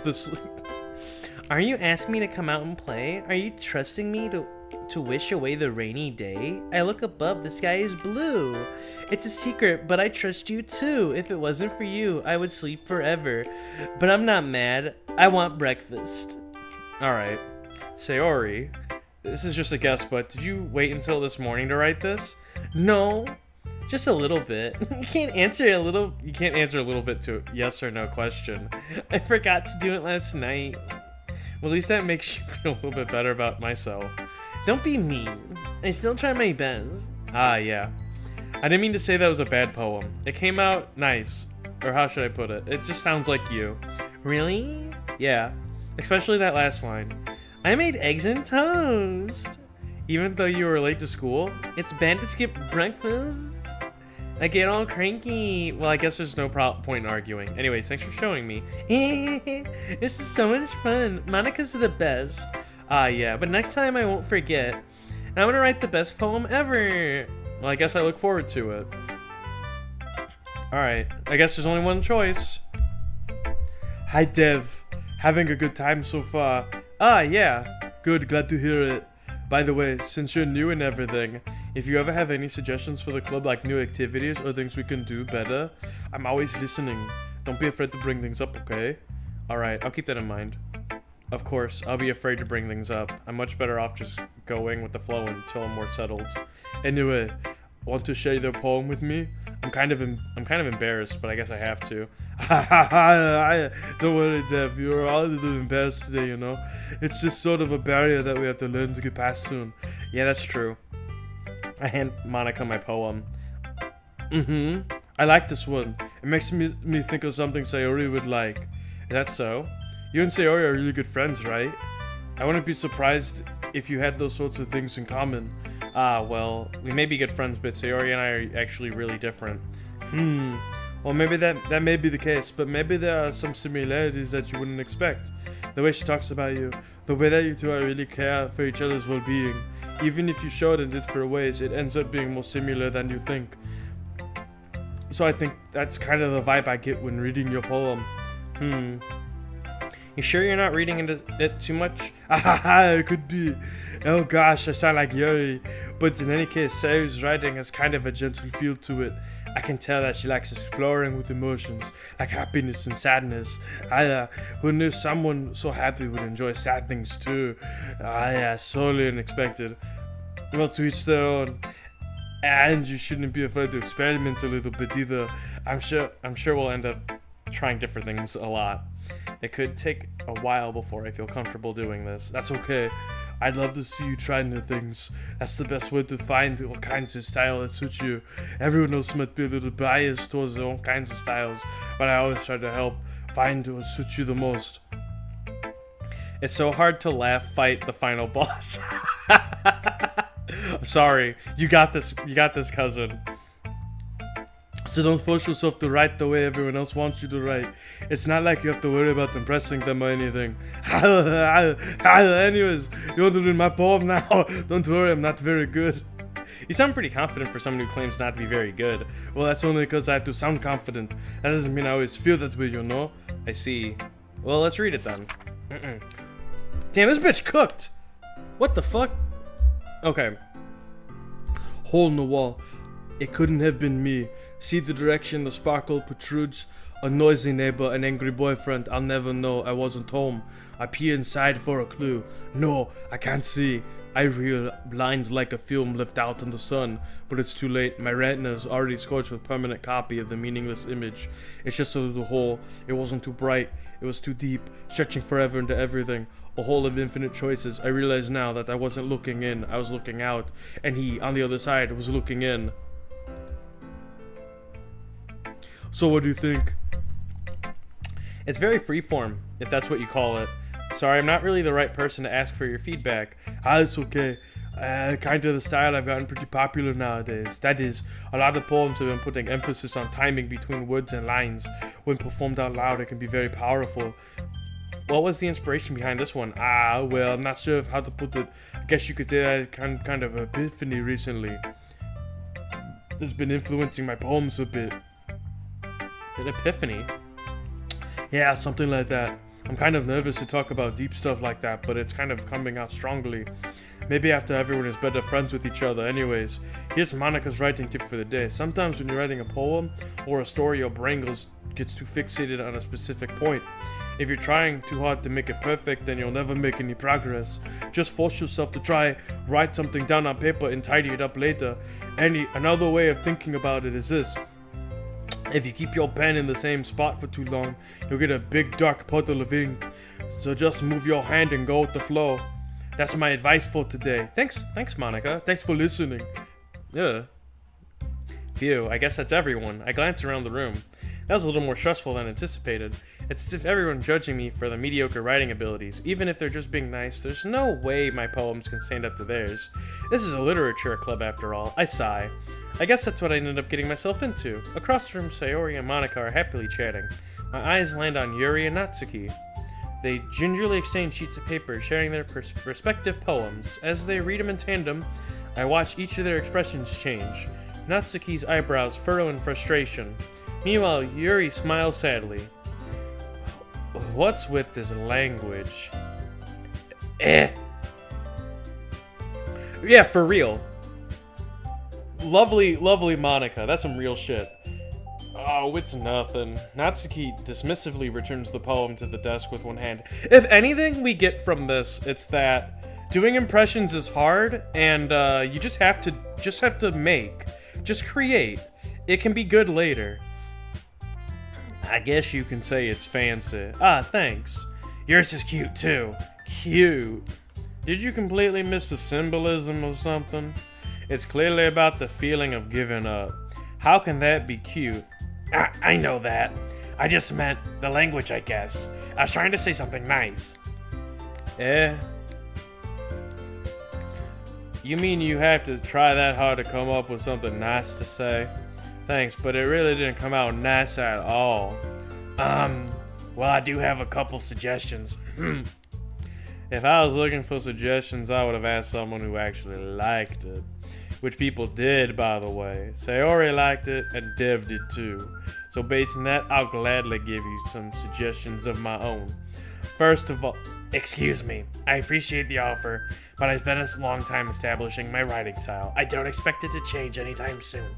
Unless, of course, I come across something particularly inspiring. Which I haven't yet. And Dev liked my poem too, you know. He even told me he was impressed by it. Natsuki suddenly stands up. Oh, I didn't realize you were so invested in trying to impress our new member, Yuri. Eh? That's not what I... Ooh, you're just... Yuri stands up as well. Maybe you're just jealous that Dev appreciates my advice more than he appreciated yours. How could you know that he didn't appreciate my advice more? You are full of yourself. No. If I was full of myself, I would deliberately go out of my way to make everything I do overly cutesy. Ooh. Is everyone okay? Well, you know what? I wasn't the one whose boobs magically grew a size bigger as soon as Dev started showing up. Natsuki! Natsuki, that's a little... This doesn't involve you. I don't like fighting, guys. Suddenly, both girls turned towards me, as if they'd just noticed I was standing there. Dev! She's trying to make me look bad. That's not true. She started it. If she could get over herself and learn to appreciate that simple writing is more effective, then it would have happened in the first place. What's the point in making your poems all convoluted for no reason? The meaning could just jump out at the reader, not force them to have to figure it out. Help me explain that to her, Dev. Wait, there's a reason we have so many deep and expensive words in our language. It's the only way to convey complex feelings and meaning in the most effectively. Avoiding them is not unnecessarily limiting yourself, it's also a waste. You understand that, right, Dev? Well... How'd I get dragged into this in the first place? It's not like I know anything about writing, but whomever I agree with, they'll probably think more highly of me. Oh. Yo, listen. Yuri, Natsuki, while I appreciate simplicity, gonna have to give it to my girl Yuri. Sorry, Natsuki. You're right, I liked your poem. See? Wait? That's not an excuse for you to be mean. You shouldn't pick a fight just because someone's opinion is different. Well, that's not true. That's not what happened at all. Yuri wouldn't even have taken my poem seriously. I understand, Yuri. Eh? You're a seriously talented writer. It's no secret that I was impressed. Well, that's... But here's the thing. No matter how simple or refined someone's writing is, they're still putting feelings into it and it becomes something personal. That's why Natsuki felt threatened when you said her poem was cute. I see. I didn't notice that. I'm sorry. Ooh. But Natsuki, you took it way too far. Yuri means well, and if you told her how you felt, then this wouldn't have happened in the first place. Are you kidding? That's exactly what I did. It was her that... Natsuki, I think that's enough. You both said some things that you didn't mean. Yuri apologized. Don't you think you should too? Natsuki clenches her fists. In the end, nobody has taken her side. She's trapped at this point, being defiant only because she can't handle the pressure. I end up feeling bad for her. Sometimes when I'm hurt, it helps to take a walk and clear my head. Sayori doesn't need to. You know what? I'm gonna do that. It'll spare me from having to look at all your faces right now. Without warning, Natsuki snatches her own poem from the desk and storms out. On her way out, she crumples up the poem with her hands and throws it in the trash. Natsuki? She didn't really need to do that. I look across the room. Yuri has her chin buried in her hands while she stares down at her desk. I gingerly approach her and sit in an adjacent chair. What was her voice? Oh, sigh. Everything all right? I'm so embarrassed. I can't believe I acted like that. You probably hate me now. No, Yuri. How could anyone not have gotten frustrated after being treated like that? You handled it as well as anyone could. I don't think any less of you. Well, alright, I believe you. Thanks, Dev. You're too kind. I'm thankful to have you part of this club now. It's nothing. One more thing. That thing that Natsuki said about, I would never do anything so shameful. So, What thing did Natsuki say? Well, never mind that. I'm gonna go make some tea. Good idea. Make enough for more than one person, though, okay? Yeah. Okay, everyone. It's just about time for us to leave. How did you all feel about sharing poems? It was a lot of fun. Well, I'd say it was worth it. It was alright, mostly. Div, how about you? Yeah, I'd say the same. It was a neat thing to talk about with everyone. Awesome! In that case, we'll do the same thing tomorrow. Maybe you've learned something from your friends too, and your poems will turn out even better. I think to myself, did I learn a little bit more about the kinds of poem everyone likes? With any luck, that means I can at least do a better job at impressing those I want to impress. I nodded myself with newfound determination. Down, ready to walk home? Sure, let's go. Sayori beams at me. It truly has been a while since Sayori and I have spent this much time together. I really can't say I'm not enjoying it either. Sayori, about what happened earlier. What do you mean? Between Yuri and Natsuki. Does that kind of thing happen often? No. That's really the first time I've seen them fight like that. I promise they're both wonderful people. You don't hate them, do you? Yeah, I hate them. And I hate you. I just wanted your opinion, that's all. I can see they'd make good friends with you. Phew, Dem, it's nice that I get to spend time with you in the club, but I think seeing you get along with everyone is what makes me the happiest. And I think everyone really likes you too. Every day is gonna be so much fun. Looks like Sayori still hasn't caught on the kind of situation I'm in. Sure, being friends with everyone is nice, but does it really need to stop there? Okay, I had to dip away for a bit. Has anything spooky happened yet? No, the girls were fighting. That's the spookiest thing that happened. They had a disagreement about poetry. Let's do this. Yeah, nothing's too scary's happened yet. I have to write a new poem, though.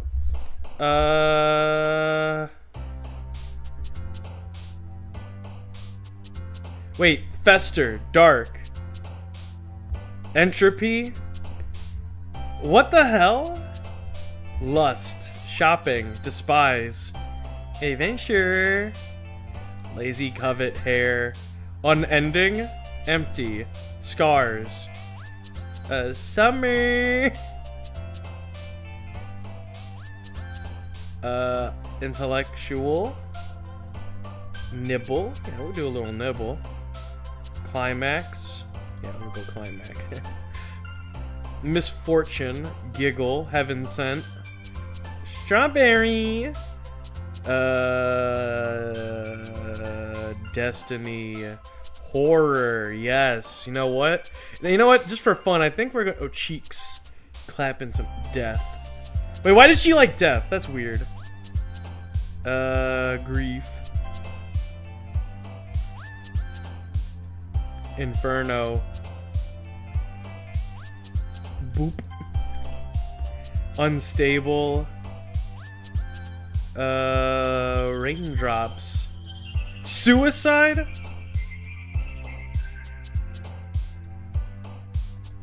Why did she like, fear.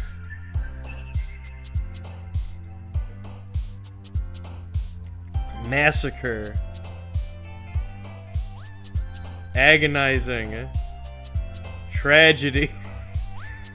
Hurt. Y'all like hurt? I want to see you hurt. I got my ass kicked. I'm not posting that. Hey, try it again. You got this. I've gotten a little bit more comfortable here over the past couple of days. Entertaining the club, the usual scene greets me. Hi, Dom. Yo, Sayori. Looks like you're in a good mood today. You've heard Hurt? Everyone look up Hurt by 1-800-PAIN, but after the stream. Or during, whatever. Who cares? Who gives a fucking shit about anything? Looks like you're in a good mood today. I'm just not used to you being in a club, that's all. I see. That's a pretty simple thing to get you in a good mood. But I guess it's always the simple things with you anyway. Speaking of which, I'm kind of hungry. Will you come with me to buy a snack? No thanks. That's not like you at all. I have my reasons. Why don't we take a look at your purse, Sayori? Well, why that all of a sudden? No reason really, I just wanted to look at it. Sayori nervously retrieves her coin purse. She fumbles with the latch and gets it open. Then she turns it upside down and lets its contents spill onto the desk. Only 2 small coins fall out. I knew it. I can see right through you, Sayori. That's not fair. How did you even know? It's simple. If you had enough money in the first place, you would have had bought a snack before coming to the club room. So you're either not hungry and want an excuse to take a walk, or you plan to conveniently forget that you spent all your money so that I would lend you some. But there's one more thing. You're always hungry. And so that only leaves the one option. I give up. Don't make me feel guilty. HMO 3 on surf. Yes, sir. If you feel guilty, that means you deserve to feel guilty. Yuri suddenly giggles. I didn't notice she was listening in. Her face is in a book, as always. I wasn't listening or anything. It was just something in my book. Yuri, tell them to let me borrow some money. Don't get me involved like that, Sayori. Besides, you should only buy what you can responsibly afford. And frankly, after putting a mischievous little stunt like that, your suffering is fair enough retribution. I didn't mean that. I got too absorbed into my book. I really like when you shake your mind, Yuri. It doesn't happen much, but it's a fun side of you. There's no way you could think that. You're right, though. I did something bad and now I have to accept the revolution. Retribution. That. Still, coming from you, Sayori, I guess there's a little devil inside all of us, isn't there? Don't let her fool you. Oh, fuck, I'm getting the voices mixed up. Sayori knows exactly what she's doing. After all, she told you guys she was bringing me to the club before she even told me. But you wouldn't have come if it weren't for the cupcakes. So I had to trick Natsuki into making them. Come on, give me more credit than that, Sayori. Pwat. Yeah. I don't know where something smacks Sayori in the face and tumbles into the desk. Ow, what was... a cookie? Sure enough, it's a cookie wrapped in plastic. Sayori glances around. Is this a miracle? Because I paid my restitution? Retribution. Actually, that one almost worked. I was just going to give it to you. But then I heard you blab about the cupcakes. It was totally worth seeing your reaction, though. Natsuki, that was so nice of you. I'm so happy. Sayori hugs the cookie. Jeez, just eat it. Sayori rapidly tears open the wrappers and takes a big bite. So good. Sayori suddenly claps her hands over her mouth. I bit my tongue. You're going through a lot over just one cookie. Natsuki takes a bite of her own cookie. Your looks really good too. Give it to me, bitch. Can I try? Oh yeah, give me that. Beggars can't be choosers. But yours is chocolate. Yeah, why do you think I gave you that one? Fine. Still, I'm really happy that you shared this with me.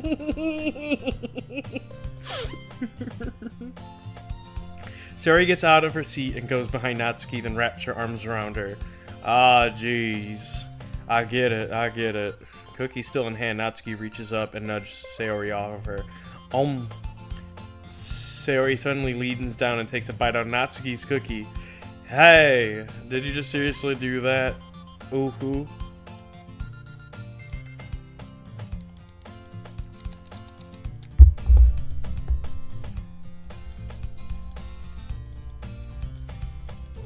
Guys, I'm not gonna lie. This is all precious and cute, but I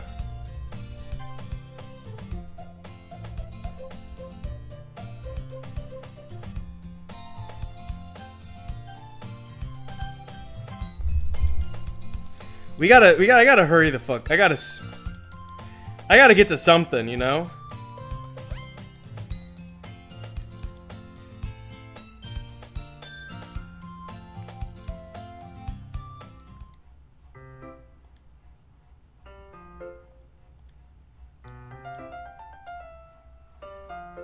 It takes a while? Oh, jeez.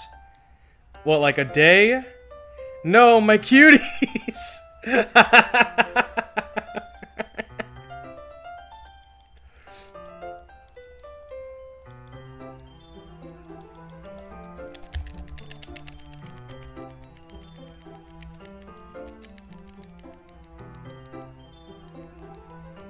gonna start losing my voice. That's why I'm really speeding through this. Man, I shouldn't skip through it all. That defeats the purpose. You don't have to.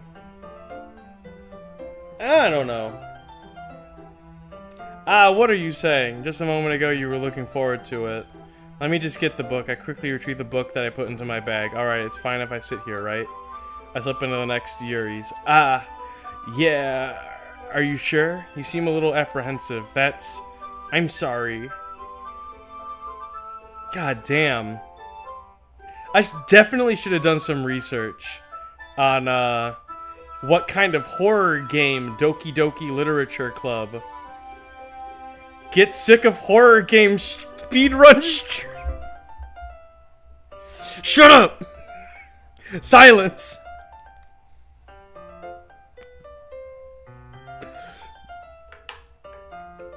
Yeah, this one was a mess. I did not plan this one very well.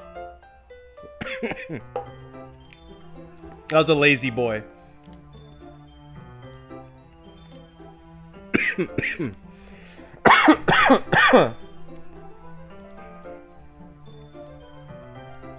Damn, it's hot in here, though. It's not a particularly bad thing.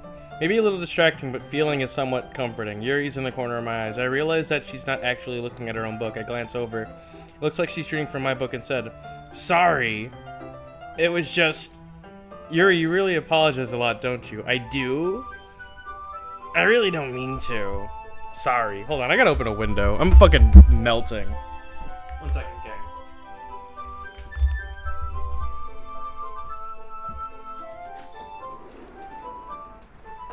I'm also gonna get some water, because my throat is like sandpaper.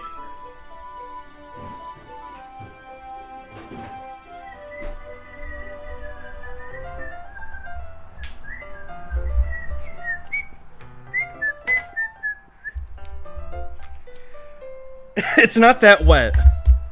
The couch is not that wet. Listen, that's why I got up and opened the window so it wouldn't get wet.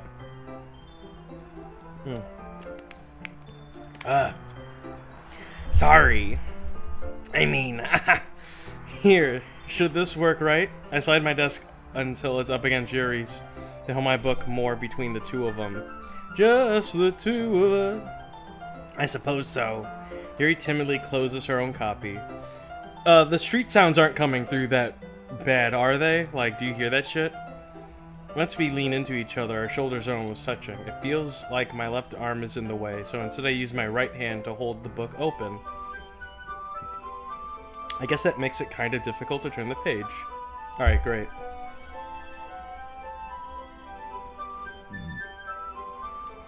Here. Oh! Yuri takes her left arm and holds the left side of the book between her thumb and forefinger. Sopping. Stop! Arvin, I'm dripping.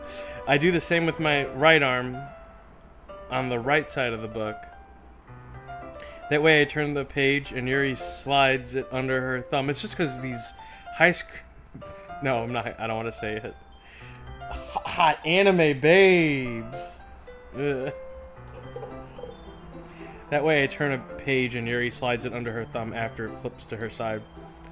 But in holding it like this, we're huddled even closer together than before. It's actually kind of distracting me.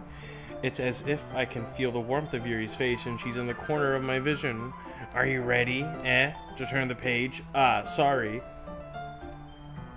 Oh, no. Oh, he is not dry. I'm not. No, I won't lie. I'm... Fucking get that sweat out of here. I think I got a bit distracted for a second. I glance over at Yuri's face again and our eyes meet. I don't know how I'll be able to keep up with her. That's okay. You're not used to reading, right? I don't mind being patient if it takes you a bit longer. It's probably the least I can do, since you've been so patient with me. Yeah. Thanks. We continue reading. Yuri no longer asks me if I'm ready to turn the page. Instead, I just assume that she finishes the page before me, so I turn it by my own volition. We continue the first chapter in silence. Even so, turning each page feels like intimate exchange. My thumb gently letting go of the page, letting it flutter over to her side as she catches it under her own thumb. Hey, Yuri. This might be a silly thought, but the main character kind of reminds me of you a little bit. You think so? How does she? Well, I guess she's more blunt in a lot of ways, but she also second guesses all the things that she says and does, like she's afraid she'll do something wrong. It's not like she can see into your head or anything, but they're kind of reminiscent of some of your mannerisms. I see. Yuri remains silent for a moment. But Dev, that's probably a terrible thing to have in common with her. Ugh, that's so embarrassing that you think that. Wait, I didn't mean it in a bad way or anything. Sorry, I really didn't know you were self-conscious. God damn it.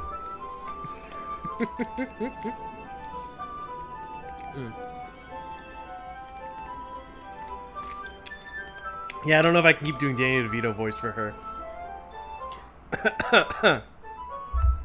I guess it's meant that it's kind of cute. Well, that you're saying that all of a sudden. Okay, everyone. I think it's about time we share today's poems with each other. We might not have enough time if we wait too long.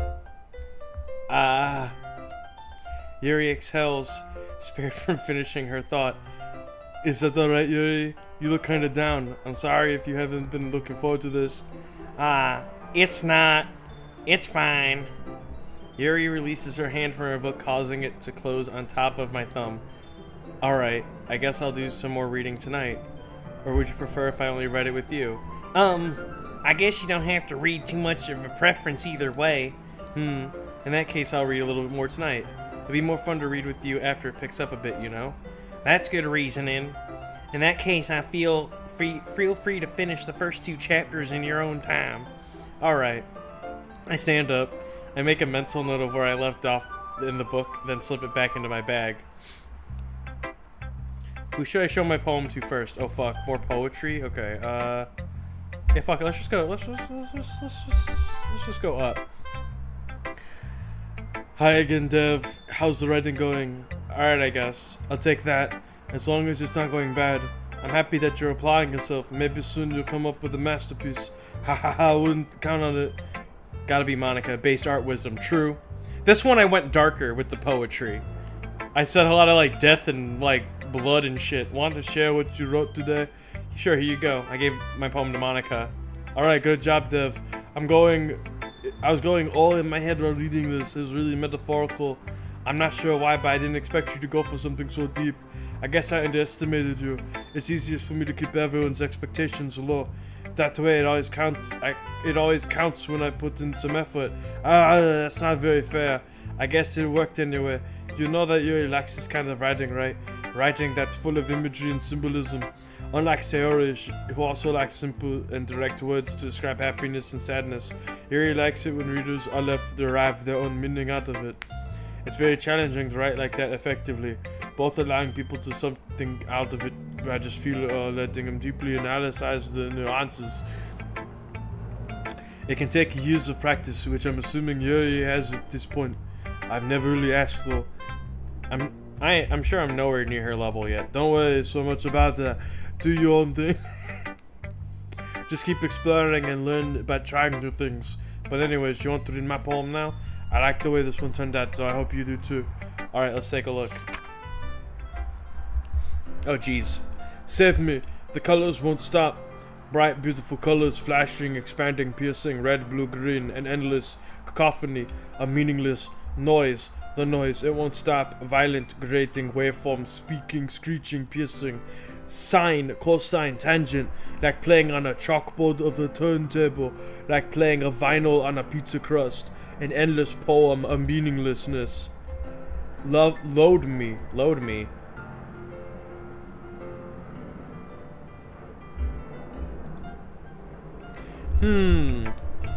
It's even more abstract than your last one. I guess it's the way I write. Sorry if we don't like it. No, I never said that. It's just kind of the things I never seen before, I guess. Kind of like playing space on paper. Choosing where and how the spatial words can totally change the mood of a poem. It's almost like magic. Oh, the way I wrote the lines. Load me, right, what the fuck? Really short makes it feel like they're trying to speak over the noise. I see. I have an idea. Hold on. How about, what if I...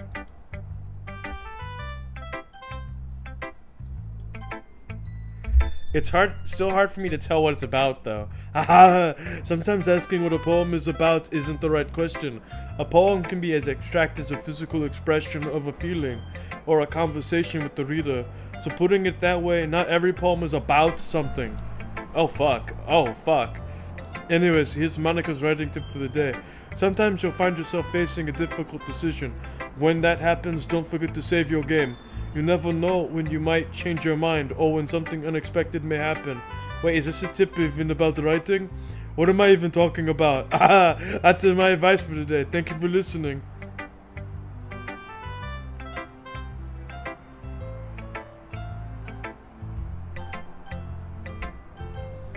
Why is she telling me to save my game?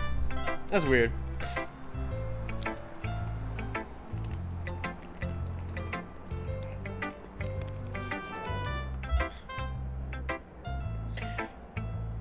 Let's see what you're written to. Oh, god damn. Let's see what you're written. No. Hey, Homer, let's see what you're written today. Yuri stares at the poem with a surprised expression on her face. Do you like it? Dev, how did you pick up on this so quickly? Just yesterday I was telling you the kind of techniques worth practicing. Maybe that's why. You did a good job explaining. I really wanted to try and give it more imagery. Yuri visibly swallows. Even her hands appear sweaty. I'm not used to this. Used to what? I don't know. It's fine, take your time. Yuri breathes and collects her thoughts. I know that Yuri likes to think before she speaks, so I offer that patience to her. Yeah. Just being appreciated like this, I guess. It probably sounds really stupid. But seeing someone so motivated by my writing, it makes me really happy. Are you saying that you never shared your writing before? Yuri nods. Really? I don't believe it. I really only write for myself. And besides, people would just laugh at me. Do you really think that? Again, Yuri nods. Huh. Even your close friends? Hold on.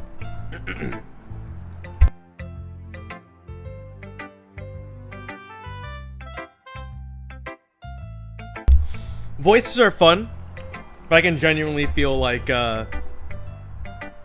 my vocal cords becoming strained. So I'm gonna executive decision to like not do voices.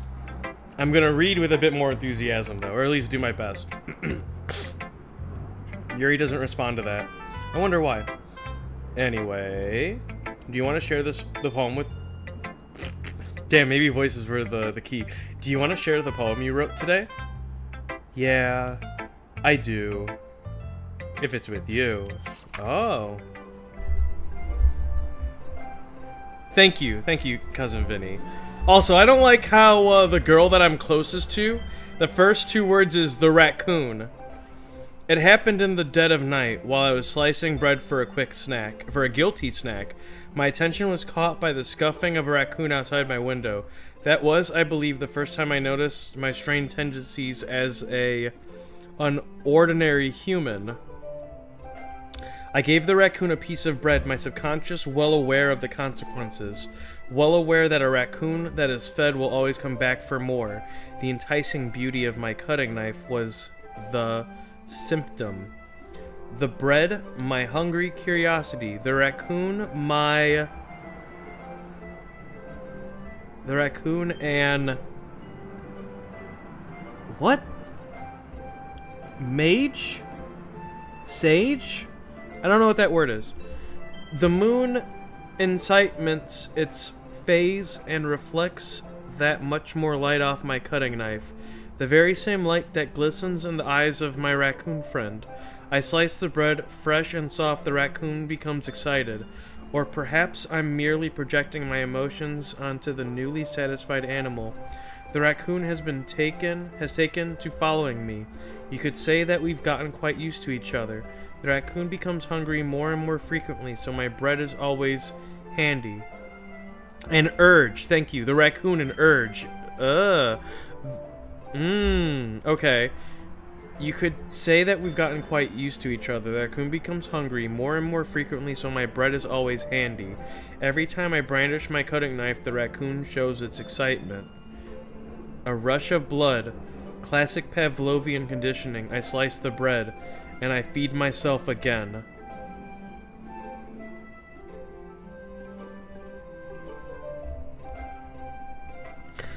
I was a little more daring with this one than yesterday's. I can see that. It's a lot more metaphorical. I don't know if it's my fault, but I can begin to imagine what this poem is about. That's right. It's a bit closer to my preferred writing style. Using the poem as a canvas to express vivid imagery and conveying emotions through them. Yeah, if I take it at face value, then I can't even figure out what it's supposed to mean. Well, I think it's something that different people can relate to in their own way. I wanted to express the way it feels to me to indulge in my more unusual hobbies.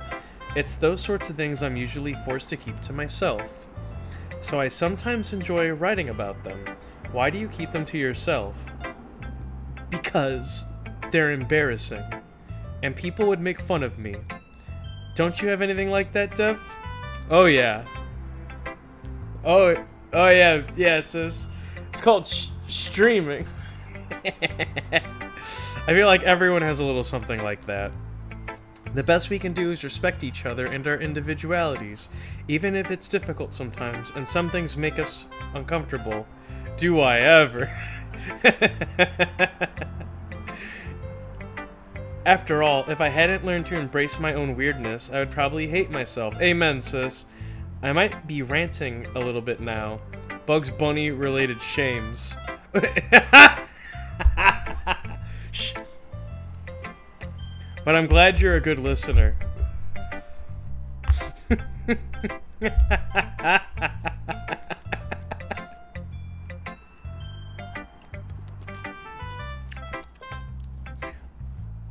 I like this one, Dev. It has really nice feelings in it. I'm glad. Still, though, your tone makes it sound like you've liked yesterday's poem better. I guess you caught me. Sometimes you know me a little too well for my own good. Well, don't just try to be nice about it. If I'm doing a bad job, then I'd rather just hear it. No. I still like this one, I promise. You know I wouldn't lie to you, Dev. Sure about that? Never, ever. Yeah, I guess so. Hold on, I know we're probably only gonna go for like another 20 minutes or so, but this lighting, I don't love this lighting. How about... Yeah, I think that's more fitting. Get rid of that angry red fucking pig lighting. What made yesterday's poem so great compared to this one, then? I'm not very good at figuring out if poems are good or bad. But that's why I just go with my heart. If it makes me feel things, then it must be a good poem. I'm not sure that's exactly how it works. Then again, I guess conveying feelings is a pretty important part of the whole thing. Yeah, maybe. Honestly, I don't even know what kind of writing you like in the first place. Yeah, me neither. Why don't you at least try to give it some thought? Oh, you want to write something for me? That's so sweet. Yeah, right. Well, you're always thinking about other people. You need to think about yourself once in a while. If you don't, you might end up getting hurt at some point. Eh? Well, I don't really know what you mean, but I'll try to keep it in mind. Well, whatever. Anyways, let's see. I guess I like happy poems. Wait, sometimes I like sad poems too. Sometimes a little bit of both. There's a word for that, right? What's the word I'm looking for? Bittersweet. Yeah. I like things that are happy and things that are sad. Happy and sad? I can't see you liking something sad, Sayori. Well, I like happy the most, but sometimes when you have a little rain cloud in your head, a sad poem can help give that little rain cloud a hug and make a nice happy rainbow. The fuck is she talking? Sayori, that's unexpectedly poetic. Eh? It is? Maybe I'm getting better at expressing my feelings after all. Thanks, Dev. I should go write that down then. You can read my poem now, okay?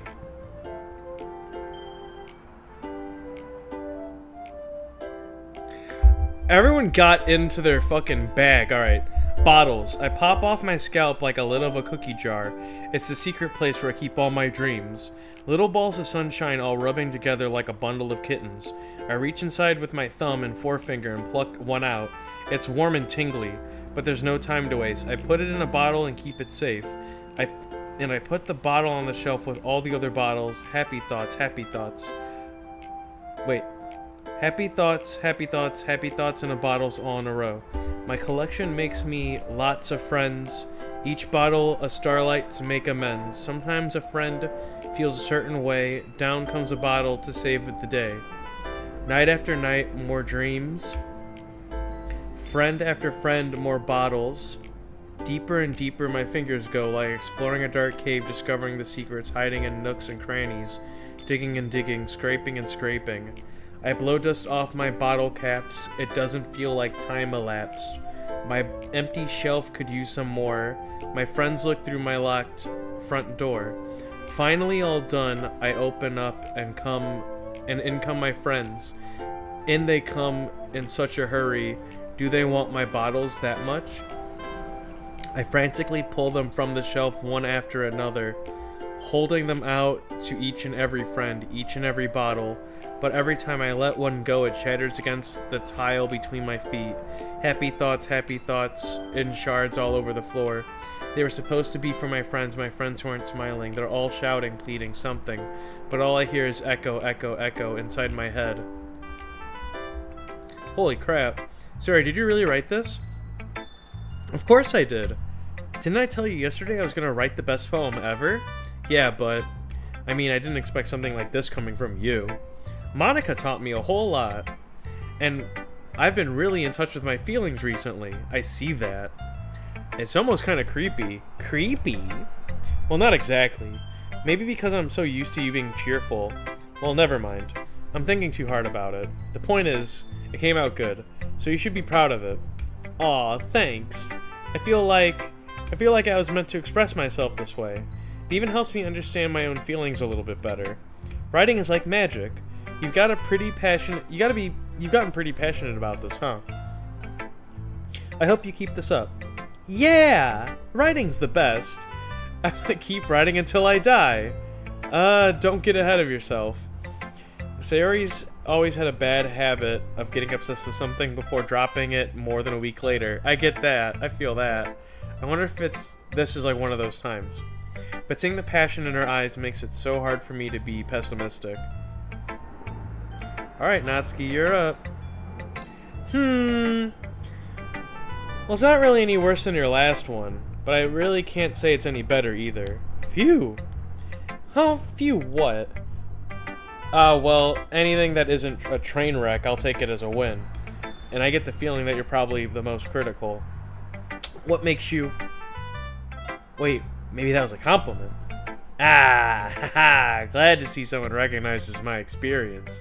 Well then, I'll keep practicing and maybe you'll be as good as me someday. That's, something tells me Natsuki completely missed the point. Come to think of it, this kind of reminds me of Sayori's poem from yesterday. You think so? Yeah, well, maybe if you've been better friends with her for so long, you might be on the same wavelength. But you never really struck me as her type. Sori has a type all of a sudden? Well, I don't know. Honestly, how can someone so, fluffy spend so much time with someone like you? It's like she's dragging around a dead weight. Ugh, that's a little unnecessary. But think of it this way. If it weren't for me, she'd probably just fly away like letting go of some balloon. You could say we take care of each other in our own way. Whatever it is, I don't get it. Oh yeah, I guess I'm supposed to show you my poem. Here. Amy likes spiders. You know what I heard about Amy? Amy likes spiders. Icky, wriggly, hairy, ugly spiders. That's why I'm not friends with her. Amy has a cute singing voice. I heard her singing my favorite love song. Every time she sang the chorus, my heart would pound to the rhythm of the words. But she likes spiders. That's why I'm not friends with her. One time I hurt my leg really bad. Amy helped me and took me to the nurse. I tried to let her touch me. She likes spiders, so her hands are probably gross. That's why I'm not friends with her. Amy has a lot of friends. I always see her talking to people. She probably talks about spiders. What if her friends start to like spiders too? That's why I'm not friends with her. It doesn't matter if she has other hobbies. It doesn't matter if she keeps it private. It doesn't matter if it doesn't hurt anyone. It's gross. She's gross. The world is better off without spider lovers. And I'm gonna tell everyone.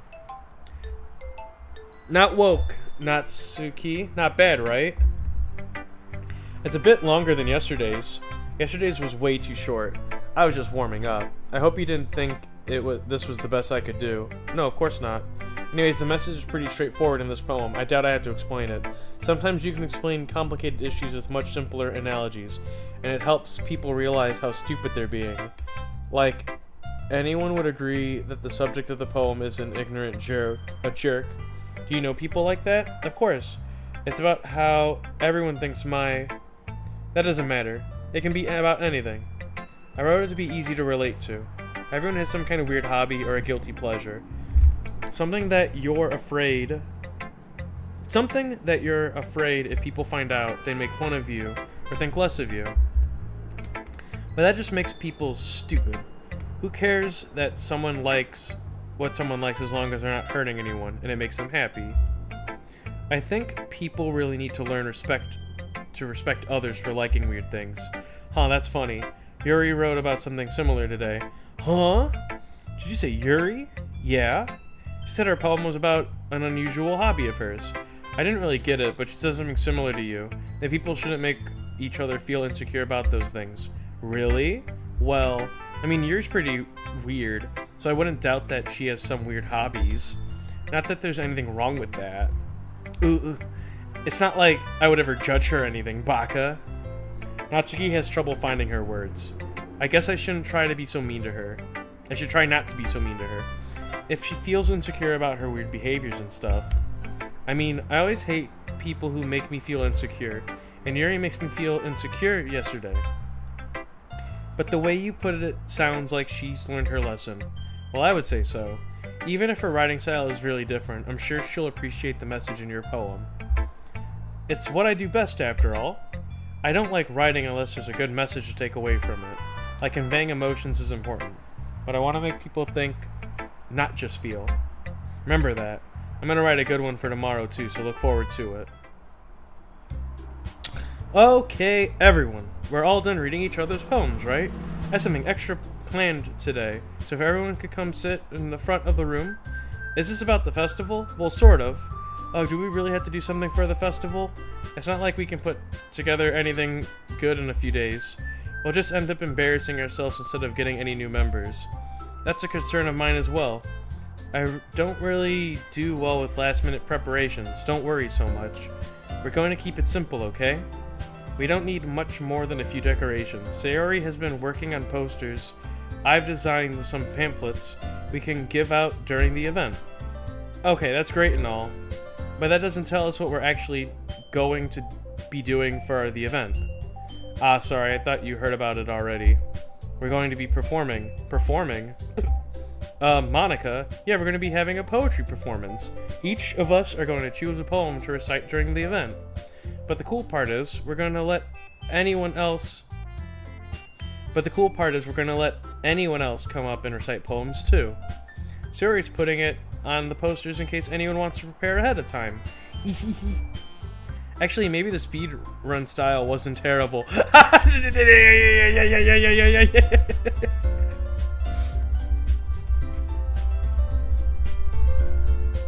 Now I feel like we're gonna like miss something because those poems were kind of like, how do I put this?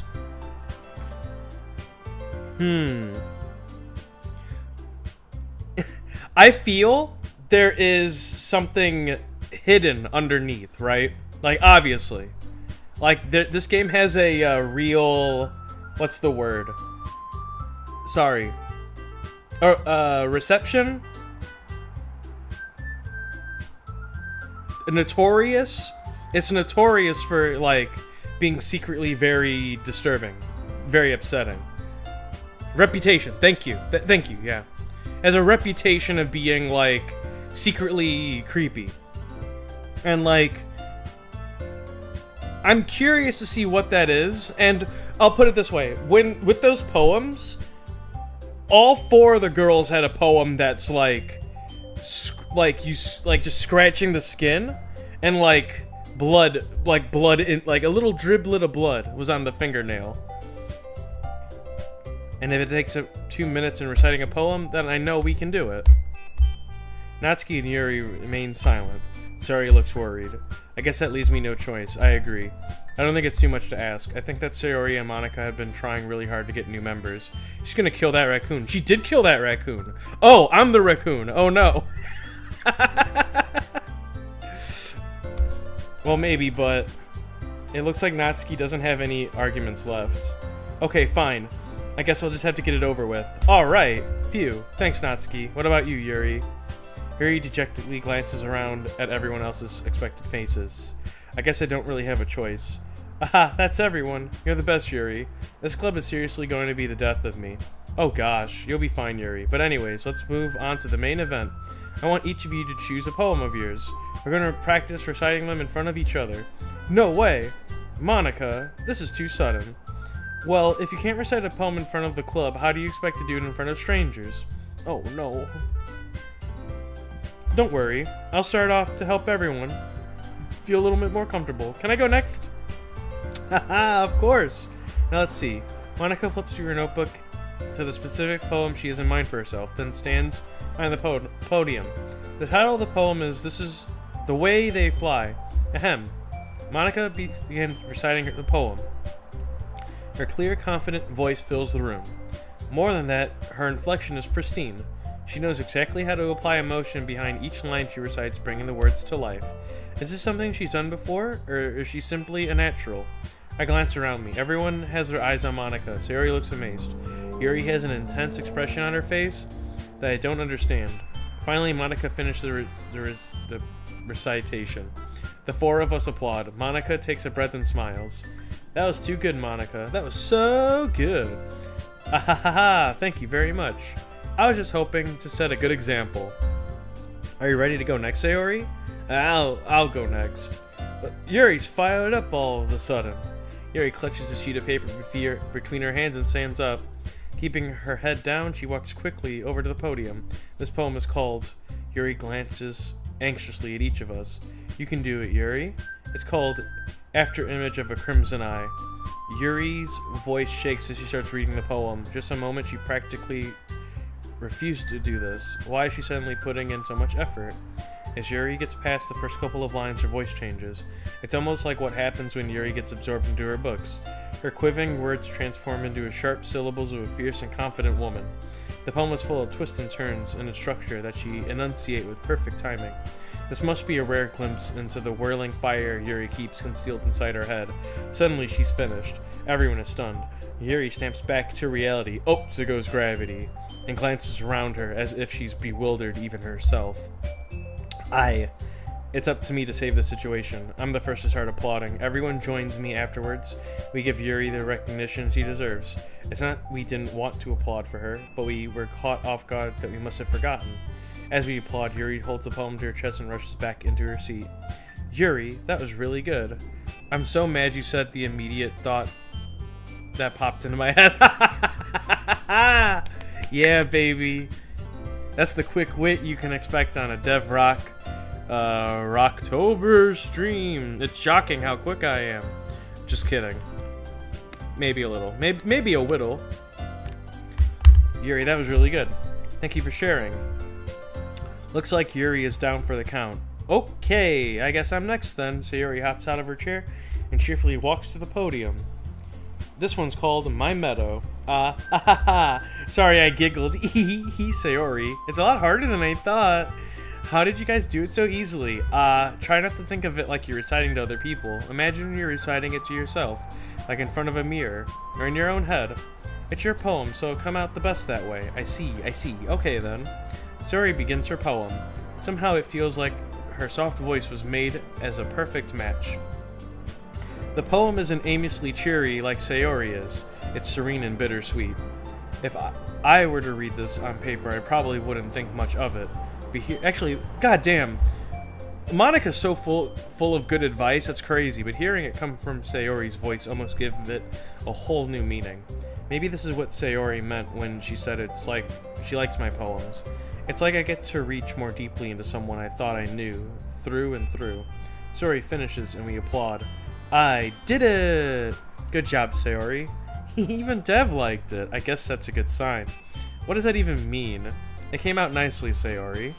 The atmosphere of the poem fits you nicely. But it might be that other poems wouldn't work quite as well with that kind of delivery. I don't really understand. In other words, I've seen poems of yours that sort of gentle delivery wouldn't work as well. They might need a little bit more force behind them, depending on what you're reading. Oh, I know what you mean. Well, I've been practicing that kind of thing. It's just embarrassing to do in front of everyone. Next time, I'm going to make you pick a poem that challenges you a little bit more. We don't have much time before the festival, you know. Okay. Now who's next? Natsuki? Don't make me go before Dev. It's not like I can compare to you guys anyway. Might as well let Dev lower everyone's standards before I have to do it. Natsuki? It's fine. I might as well get it over with. But it's not like I have much of a selection of what to read. I'll just have to go what I wrote for today. I stand up in front of the podium. Everyone has their eyes on me, making me feel terribly awkward. I recite my poem. Since I'm not exactly confident in my own writing, it's hard to put energy into it. Despite that, I finish, and I receive applause anyways. Hold on. 1 second. Hold on.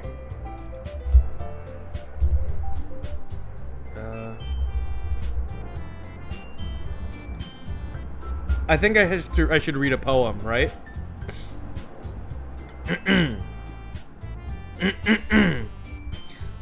Okay.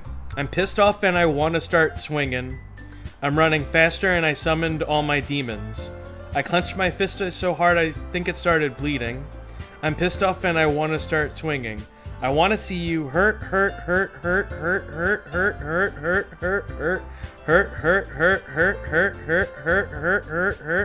Want to see you hurt.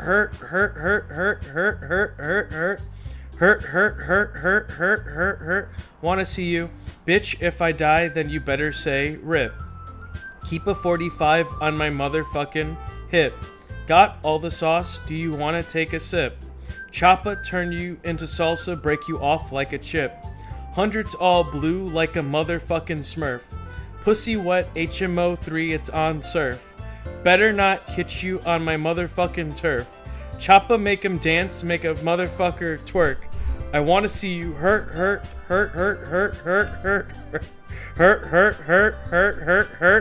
Want to see you hurt.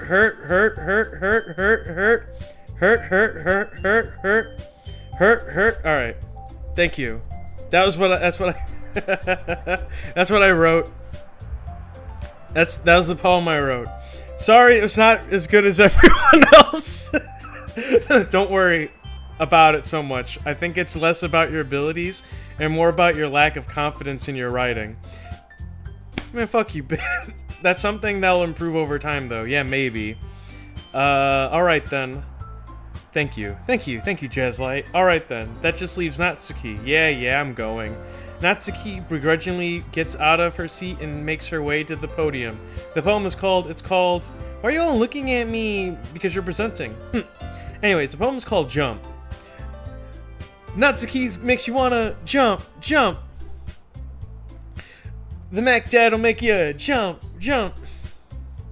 Don't compare us to a little fad, little bad. A bad little fad. I forgot Crisscross's lyrics. Crisscross will make you jump. Anyway, while she's still a little unenthused, her poem has a rhythm and a rhyme to it. Hold on, I got, wait.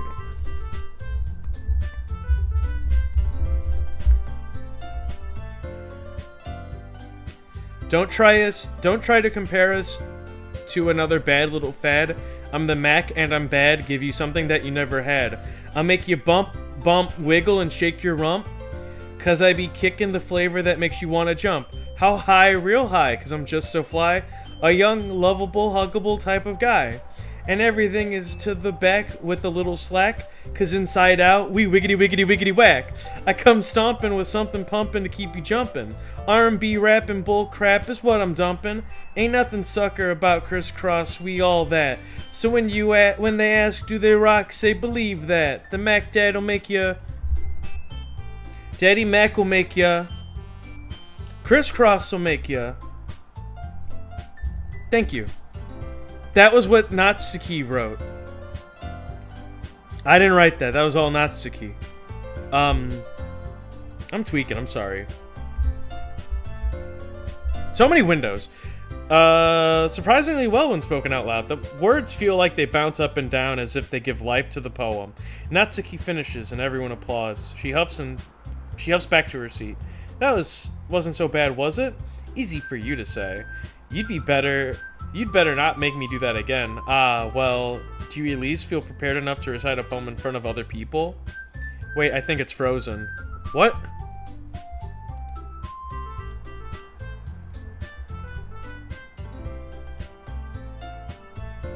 Oh, fuck. It better not be frozen. I mean, the screen hasn't changed on stream. No? Oh, fuck. For 2 or 3 minutes? Really? You're moving, but not the game. How about now? Eh?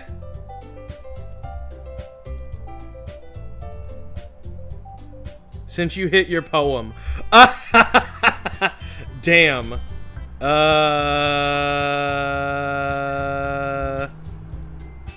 Really?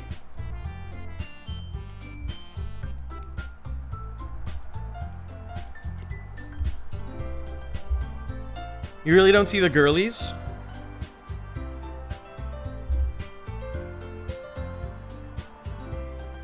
It's on, it's just embarrassing.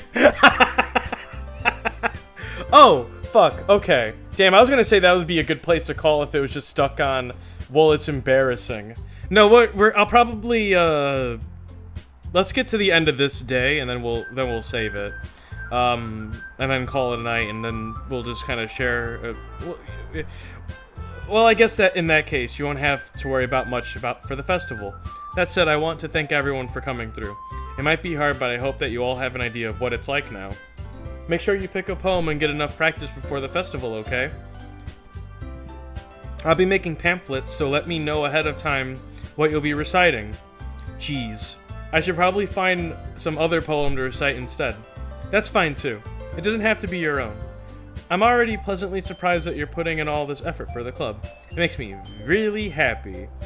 Yeah, no problem. Okay, everyone. I think it's about it for today. I know the festival is coming up, but let's try to write poems for tomorrow as well. It's been working out really nicely so far, so I'd like to continue. Death kill us like crack kilt Pookie like Schwarzenegger kilt Tookie. Chewbacca was a Wookiee revolution. Amen. Slack 'em, slake 'em, brother. It's been working out really nicely so far, so I'd like to continue that. As for the festival, we'll finish planning tomorrow, and then we'll have the weekend to prepare. Monday's the big day. Can't wait. I can do this. I can do this. Alright. I stand up. There's no way I'll be able to find the same enthusiasms as Sayori and Monica, but I'll do my best to get through it. If it's for the sake of the club and impressing Monica. Then I'll have to do my best. Ready to go, Sayori? Yep. Look at you two, always going home together like that. It's kind of adorable, isn't it? Jeez, guys, don't make it such a big deal out of it. It must be a little nice, though. Well, how am I supposed to respond to this? It's okay, Dev, you don't have to say it. Whatever, let's go already. Baka. I walk home with Sayori once more. Even though it's only been a few days, a lot of things have already changed. But today Sayori is being a little quieter than usual on the way home. Hey, Sayori. Sorry, I was spacing out. No wonder. No worry. I was thinking about something from earlier. I like how we get to... Sayori fumbles with her words. So let's just say that one day, Yuri asked to walk home with you. Huh? What would you do? What kind of question is that? You're kind of putting me in a spot here. Oh.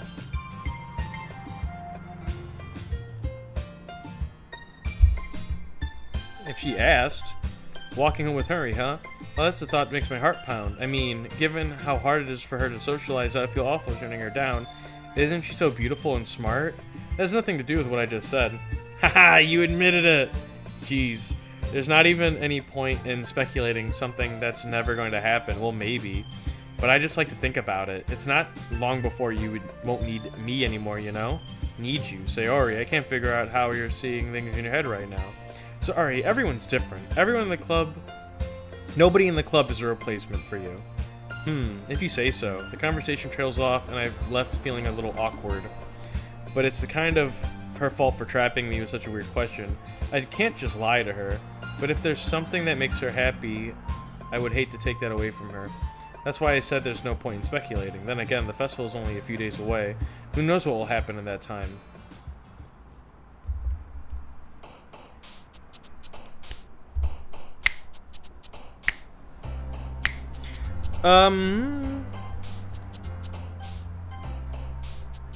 Yeah.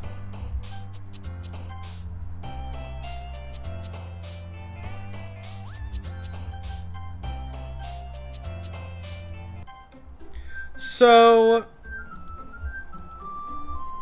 that was Amnesia Machine of Pigs. I had fun. This wasn't a really scary one today. I got bored of a pig game, and then I fucked my throat up making anime girl voices. But hey, that's the excitement of the Dev Rock. I almost said Nuzlocke. The Roqtober streams. I originally was gonna do like a bucket where I would take like names out of a bag and go or take names out of the bucket of like, oh, today I'm gonna play Amnesia. Today I'm gonna play like Dead Space or whatever. Slowest burn horror ever, for real. I'm a little tempted to ask Baco like how much longer would I have to like go before something like shocking happens. But I also am like enjoying the like, yeah, definitely slow burn as fuck. Yeah, I don't know what we're gonna be playing Sunday. I'm definitely gonna do my research though about something that's a bit more gamey, less ready, less walky, you know? We'll see. Maybe we'll play another Amnesia. Maybe an older game. Who knows? Who knows? The world is our oyster, friends. I appreciate y'all hanging out for this weirder adventure. And you know how it goes. If I don't see you in the digital space, or if I see you in the meat space, I hope to see y'all again here next time. Sunday, 7 p.m. Central. Love you, nerds. Have a good rest of the night. Bye. Get out. Get out of here. Get out. It's Doki Doki. It's time for Sleepy Ippy. Bye. Get.